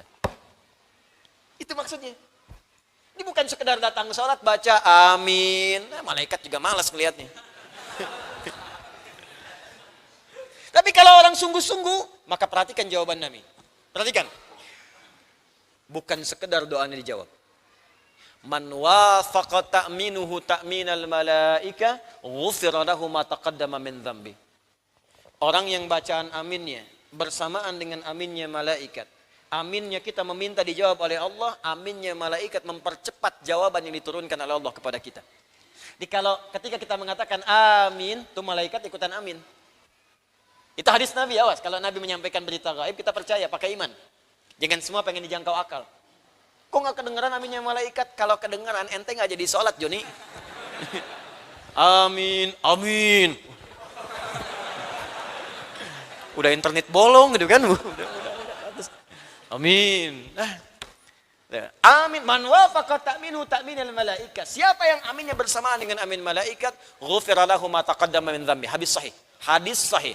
Maka dia dapat bonus seketika dosa-dosa yang ia pernah kerjakan sampai detik itu langsung diampuni oleh Allah Subhanahu wa taala. Wah, saya membayangkan kalau sholatnya benar itu, Pak. Sejak baca iftitah, Allahumma ba'id baini wa baina khataaya kama ba'adta bainal masyriqi wal maghribi. Ya Allah, aku merasa punya banyak dosa. Aku akui banyak salahnya. Terus dibayangkan salah-salahnya. Maka mohon ya Allah, jika ini salat terakhir dalam hidupku, jadikan aku dan dosaku terhapuskan. Jauhkan aku dengan dosaku sebagaimana Engkau jauhkan timur dengan barat yang tidak pernah bertemu. Allahumma naqqini minal khataaya kama yunaqqa thawbul abyadu minad danas. Ya Allah, jika memang dosa itu begitu pekat, maka mohon bersihkan seperti pakaian dibersihkan dari noda. Allahumma naqqini minal khataaya bil ma'i wal thalji wal barad. Allahumma ghsilhu bil ma'i wal thalji wal barad. Ya Allah, jika memang dia begitu lekat, maka mohon walaupun dengan air yang dingin bersihkan dan hilangkan dosa itu dariku. Aku enggak ingin tampak di hari kiamat, ya Allah. Lalu setelah itu dia baca Al-Fatihah, minta kebaikan kepada Allah, minta kemuliaan, minta doa. Begitu mengucapkan amin, meninggal dia pada saat itu, dosa diampuni, pahala datang. Itu caranya. Oke, coba berusaha tiap hari itu, latih lebih baik lagi, lebih baik lagi. Mau sampai kapan gitu? Mau sampai kapan? Mau sampai kapan? Berusaha lebih baik. Nanti kita rasakan kemuliaannya, enak. Ya mungkin tadi itu, apa yang kita bacakan itu tidak sampai kepada hati. Karena nggak sampai kepada hati, jadi nggak jadi bimbingan kepada anggota tubuh kita. Kalau hatinya tulus, ini ke mata jadi bimbingan sampai ke ujung kaki. Jelas ya? Nah, ini kalimat amin. Yang terakhir di amin ini, bagian keduanya, berapa harokat baca amin dibacakan? Amin. 2 harokat. Amin. 4 harokat. Amin. 6 harokat. Pilih 2, 4 atau 6. Nah, yang 6 angkat tangan. Nggak apa-apa. Tanggung jawab. Ya. Yang 4. Pak. Yang 2. Baik. Yang benar tanpa harokat. Karena harokat itu dibacakan hanya untuk Al-Quran, maka ada hukum tajwid. Letaklah situ harokat. Ya, harokat itu jangan dibayangkan fathah, harokat bukan. Makanya saya di metode kontemporer, besok nanti lusa hari Sabtu, saya akan membuka kuliah pertama. Setelah ini saya umumkan, kuliah sekolah terbuka Al-Quran. Pertama kali. Yang saya kemarin sampaikan, nanti insya Allah hari Sabtu kita akan mulai. Setelah ini saya umumkan. Ya, setelah ini saya umumkan. Jadi kalau kita baca Quran, di situ ada harokat. Paling gampang ngitung pakai detik. Misal, 2 harokat jadikan 1 detik. Ya. Bismillahirrahmanirrahim. 1 detik. 4 harokat 2 detik. Bismillahirrahmanirrahim. Alhamdulillahi rabbil alamin. 6 harokat 3 detik. Alhamdulillahi rabbil alamin. Ar-Rahmanir-Rahim. Jelas ya? Lebih gampang. 1 detik, 2 detik, 3 detik. Jadi kalau ada di teks-teks 6 harakat, berapa detik? 3 detik. 1 detik berapa harakat? 2 harakat. Jadi kalau setengah detik, 1 harakat. 5 harakat, 2,5 detik. Kalau pakai detik lebih jelas ketukannya. Tak, tak. Karena orang Arab dulu menyebut harakat dengan ketukan. Ketukan, ketukan. Nah, itu yang dimaksudkan. Jadi lebih gampang. Ya, kalau kita baca Quran ada pilihan bisa 2, 4 atau 6 atau 5. Ada. Ya, seperti mad arid disukun misalnya. Ya, Alhamdulillahi Rabbil Alamin, Ar-Rahmanir Rahim, Maliki Yaumiddin. Kalau tarawih, bacanya pakai hadar. 1 detik, 2 harakat. Supaya ayatnya dapat banyak, lama berdirinya, nggak terlampau lama. Ya kan? Bismillahirrahmanirrahim. Alhamdulillahi Rabbil Alamin, Ar-Rahmanir Rahim, Maliki Yaumiddin. Iyyaka na'budu wa iyyaka nasta'in. 1 detik, tak, tak, tak. Kalau sholat fardu, bacakan 2 detik. Ya, pertengahan, mutawassit. Supaya apa? Nggak kepanjangan, nggak kependekan. Alhamdulillahi Rabbil Alamin, Ar-Rahmanir Rahim, Maliki Yaumiddin. Kalau sendirian, malam sholat silahkan sampai 6 harakat, 3 detik. Alhamdulillahi Rabbil Alamin, Ar-Rahmanir Rahim, Maliki Yaumiddin. Jangan ketukar, tarawih 6 harakat. Waladdallin. Amin. Alif Lam Mim. Udah nggak kuat. Ya. Nah, tapi kalau di luar Quran, hukum harakat tidak berlaku. Hanya ada kepantasan saja cocoknya pendek atau panjang. Contoh adzan. Adzan kan bukan lafaz Quran, tapi adzan harus pakai bahasa Arab. Makanya dalam kalimat Allah di situ bisa panjang, bisa pendek tanpa batas. Allahu Akbar, Allahu Akbar. Ada kan? Tapi begitu menyebutkan yang kedua, Allah, silahkan sepanjang-panjangnya. Ya, sampai mau habis napas. Salah, kalau di Quran nggak boleh panjang-panjang, mabtabi 2 harakat. Tapi dalam adzan bebas. Hayya 'alal falah. Salat ada dalam Quran, tapi dalam adzan bebas. Hayya 'alas salah. Nggak harus dipatok, nggak bisa 2 harakat, mabtabi. Kasihan yang adzan. Hayya 'alas salah. Nggak beres-beres tuh. Cepat, terlalu singkat. Jelas ya? Nah, amin pun begitu. Jadi kalau ingin pendek, boleh. Amin. Cukup. Amin. Amin. Jelas? Tapi lihat kepantasan. Sekiranya bisa menyesuaikan dengan irama imam dan keadaan makmum pada umumnya. Karena itu indahnya dalam sholat, suara imam itu akan diiringi dengan volume amin yang sesuai dengan suaranya. Gak pernah ada imam baca kencang, aminnya pelan. Dan tidak juga imamnya pelan, aminnya kencang. Selalu akan seimbang. Coba antum ikuti. Ghairil maghdubi alaihim waladdallin.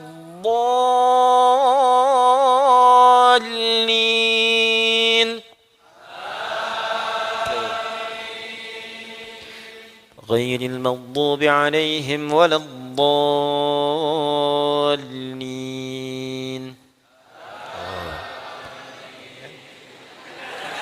Benar kan? Gak ada imam pelan makmum kencang. Ghairil maghdubi alaihim waladdallin. Amin. Biasanya kode tuh, kode. Kalau rakaat panjang pertama, rakaat pertama imam kepanjangan, maka rakaat kedua makmum mulai ngasih kode. Ya, yang dehem, yang macam-macam, yang aminnya panjang, kencang. Nah, tapi sholat bukan permainan, sholat ibadah. Ya, jelas sampai sini?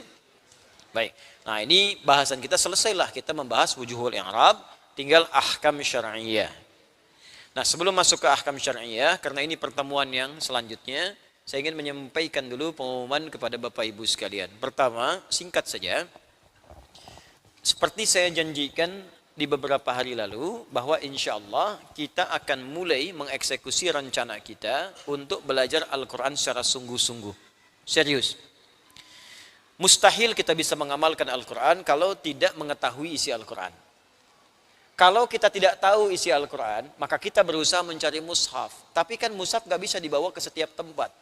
Yang paling gampang kita bisa hafalkan itu sehingga Quran menjadi bagian yang menyinari tubuh kita dan tindakan kita. Insya Allah, seperti saya sampaikan, akan dieksekusi harapan kita untuk berusaha menghafal Quran. Saya bikin 2 metode. Pertama, karantina yang 30 juz itu 30 hari, dengan masa induksi 10 hari. Yang kedua, ini yang terbuka untuk semua dan nyaman, bisa dikerjakan dimanapun. Tapi sistemnya saya kontrol dengan rapi, sehingga saya bentuk seperti halnya sekolah. Dan kalau tidak serius, gak usah ikut. Ya, gak usah ikut. Nanti insya Allah kuliah perdananya, itu pembukaannya akan dibuka di hari Sabtu. Hari apa? Sabtu. Tanggal berapa? Ya, saya kan belum kasih info ya. Jadi tidak usah mengarang. Lusa. Sekarang tanggal berapa? 17. Besok 17 Jumat ya. Sabtu 18. Jadi hari Sabtu, lusa. Kalau sudah hitungan Hijriah, sekarang masuk Jumat, jadi ngitungnya besok, gitu kan? Tapi kalau hitungan hari, ngitungnya lusa. Insya Allah, di tanggal 18, di hari Sabtu, Januari, kita akan memulai kuliah perdana, kuliah umum terbuka. Di karena terbuka, siapa saja boleh ikuti tanpa batas. Ya, baik yang anak kecil, remaja, dewasa, yang sudah sepuh boleh ikut. Yang saya ajarkan nanti ada 3. 1, keutamaan Al-Quran secara singkat, karena sudah banyak saya terangkan. Kenapa mesti menghafal Quran? Apa hubungan Quran dengan ketentraman hidup dunia? Kebahagiaan dan kesempurnaan nikmat saat di akhirat. Secara singkat nanti saya sampaikan, hanya 15 sampai 30 menit saja. Setelah itu, saya ajarkan metode cepat tajwid praktis. Ya, bagaimana? Ya. Bagaimana memahami kaidah. Jadi nanti kalau bertemu guru manapun, insya Allah kita bisa mengikuti dengan cepat. Saya tidak mengajarkan hafalan. Ini ikhfa, ini idgham, ini munfasil, ini muttasil. Itu juga orang bisa menghafal. Yang saya ajarkan pemahaman. Kalau begini jadi muttasil, kalau begini munfasil. Kalau tutup ini arid disukun, ini dibuka, sukunnya lepas. Ya. Baik.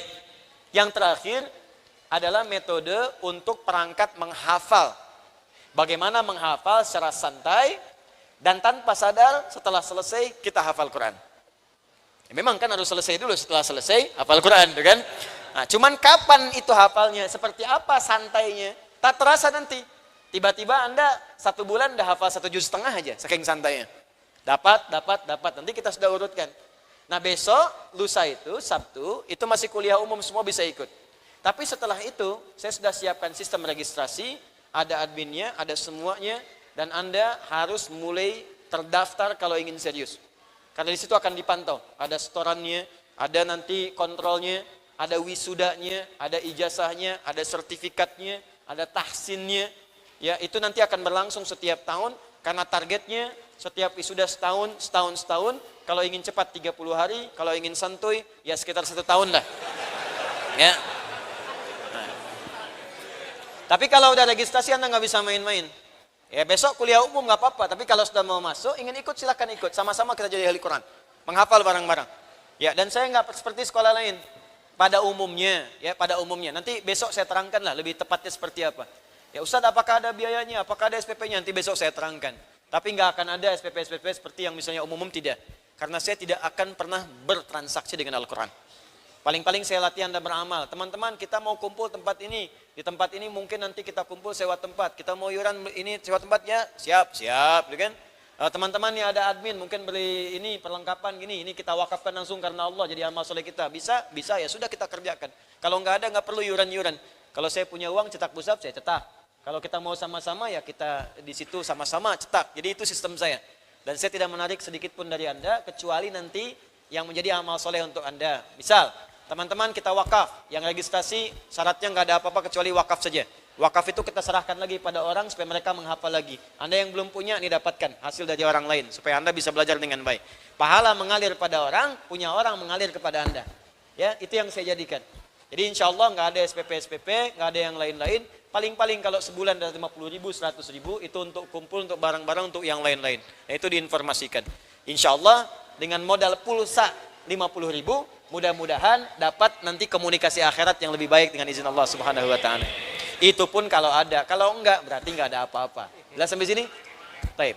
Itu 2. Tempatnya di mana? Nah, ini dia. Tempatnya di Masjid Al-Azhar. Dengarkan dulu. Dengarkan dulu. Kan mesti dipilih. Mesti dipilih, ya. Mana tempat yang paling memungkinkan, yang paling cepat bisa kita dapatkan. Di Alisan sudah malam ini. Ya kan kita harus hargai juga. Di sini ada komplek, ada aktivitas, ada macam-macam ya. Kalau sekarang Masya Allah, semoga Allah berikan rahmat kepada warga komplek di sini. Ada PTM, ada PJS, ada Greenview. Ini kan tidak mudah Bapak Ibu sekalian. Datang banyak orang lewat, mungkin ada aktivitas. Berapa banyak warga komplek yang menyimpan mobilnya keluar supaya Anda bisa masuk ke sini. Berapa banyak warga komplek yang tidak keluar rumah ya supaya Anda bisa nyaman belajar dan sebagainya. Termasuk teman-teman yang pajang, yang nyimpan makanan macam-macam. Makanya sering saya katakan keluar dengan tertib, jangan buang sampah sembarangan karena ada hak dan mereka juga yang harus dapatkan dengan kebaikan. Dan saya pun memberikan pesan kepada teman-teman sekitaran yang ikhlas supaya Allah berikan pahala kepada kita. Ini Allah berikan masjid di sini untuk kebersamaan kita semua. Jangan sampai dengan masjid ada keributan, ada macam-macam. Jadikan sebagai berkah untuk semuanya insyaallah. Ya. Nah, nanti hari Sabtu kita di Al-Azhar, jamnya jam 8. Ya saya harus bikin bagaimana lagi. Ntar saya buat jam 10, yang bilang sini ya. Saya bikin jam 12, yang sini ya. Saya bikin tengah malam, yang datang pocong. Gimana sih? Udah, salah satu. Kalau nggak bisa datang, ada wasilah kita rekam. Anda nanti di situ simak. Ya, baik. Kalau nggak bisa datang, bisa tersambung live. Tapi pendaftaran dibuka online setelah itu. Jadi walaupun tidak sempat hadir, Anda bisa mendaftar langsung. Kita sampaikan nanti. Ya. Nah, gimana petunjuk lengkapnya? Nanti insya Allah di media sosial kami, Adi Hidayat Official. Nanti di Instagram akan muncul flyernya. Mungkin malam ini kalau nggak besok. Ada flyer nanti, nama sekolahnya apa, tempatnya apa. Setelah taklim besok, kuliah umum, akan langsung dibuka registrasi. Nanti registrasi itu Anda daftar, masuk. Datanya dikumpulkan, nanti ada langsung di admin, Anda akan dihubungi. Begini caranya, dibikin kelompok, teknisnya hari Sabtu saya terangkan lah, dengan lebih jelas lagi insya Allah. Paham sampai sini? Jadi saya cek dulu secara umum. Hari apa? Jam berapa? Sampai jam berapa? Belum tahu, bagus. Ya, jam 8 sampai setengah 11. Ya, jam 8 sampai setengah 11, karena setelah itu saya akan ke Bandung. Ya, jam 8 sampai setengah 11. Kemudian materinya ada 3 pokok. Tempatnya di mana? Al-Azhar mana? Belum tahu ya, jangan ngarang. Al-Azhar Kalimalang di sini. Ya, jadi bukan yang di Kebayoran. Ya, bukan di Kebayoran, bukan di Bintaro, tapi yang di Kalimalang. Ya, mudah-mudahan dengan taklim di situ kali itu tidak malang lagi gitu ya. Nah, yang di sini di samping. Paham ya? Baik. Terakhir, Kamis depan malam Jumat pekan depan, saya akan izin dulu.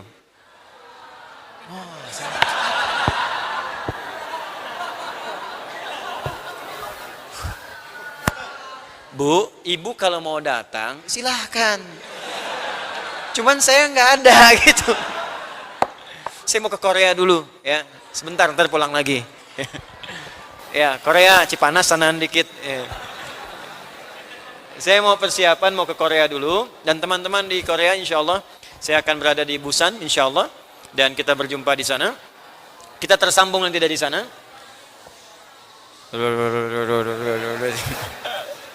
Simak dulu Bu ya, dengan baik. Jadi malam Jumat pekan depan, sementara saya tidak bisa mengisi, kita libur dulu. Nanti kita sambung lagi di Jumat berikutnya. Tapi insya Allah, materi-materi itu akan tersambung nanti dari Korea ke kita. Dan kita akan menyapa teman-teman dari sana yang boleh jadi menginspirasi kita yang ada di sini insya Allah. Ya, nama sekolahnya tahu? Ya.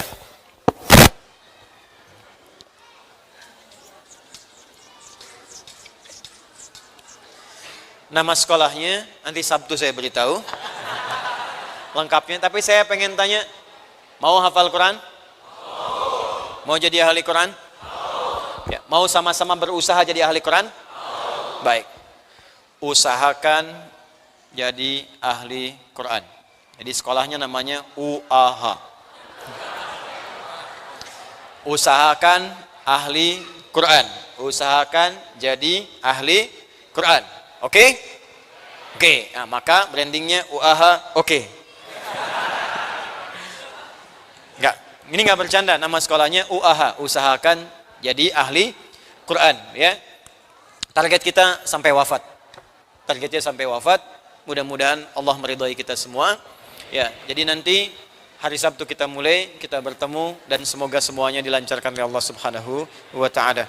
Malam hari ini saya akan ada banyak hal yang saya kerjakan dulu. Ada hal-hal yang teman-teman ingin sampaikan bisa disampaikan lewat admin kami dan mudah-mudahan semuanya diberikan keringanan oleh Allah Subhanahu wa taala. Allahumma taqabbal minna innaka antas samiul alim wa tub alaina innaka antat tawwabur rahim. Allahumma 'allimna ma yanfa'una wa 'allimna ma jahilna. Allahumma waffiqna ma ta'allamna linafhama bih. Wafiqna ya Allah ma fahimna lina'mala bihi. Ya Allah, anugerahkan kami ilmu yang bermanfaat yang mengentaskan ketidaktahuan kami. Anugerahkan kami ilmu yang bermanfaat yang membimbing kehidupan kami lebih baik dalam pandangan-Mu.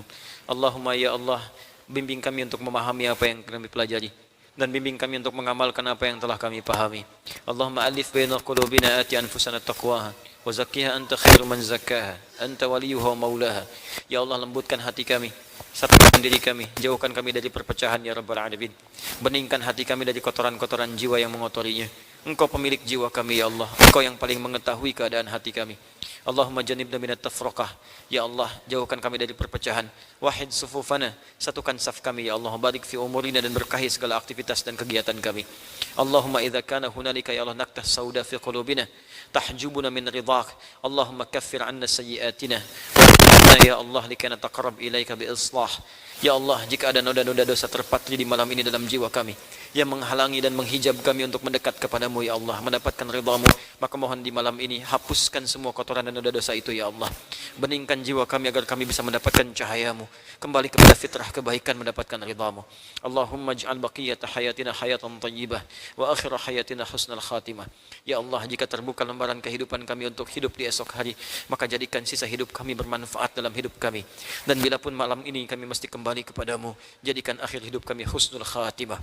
Allahumma ya Rabbal Alamin zuqna warzuqna rizqan halalan thayyibah ya Allah, halalan thayyiban liwafa'i duyunina. Ya Allah, anugerahkan limpahan rezeki kepada kami untuk mengentaskan utang-utang kami.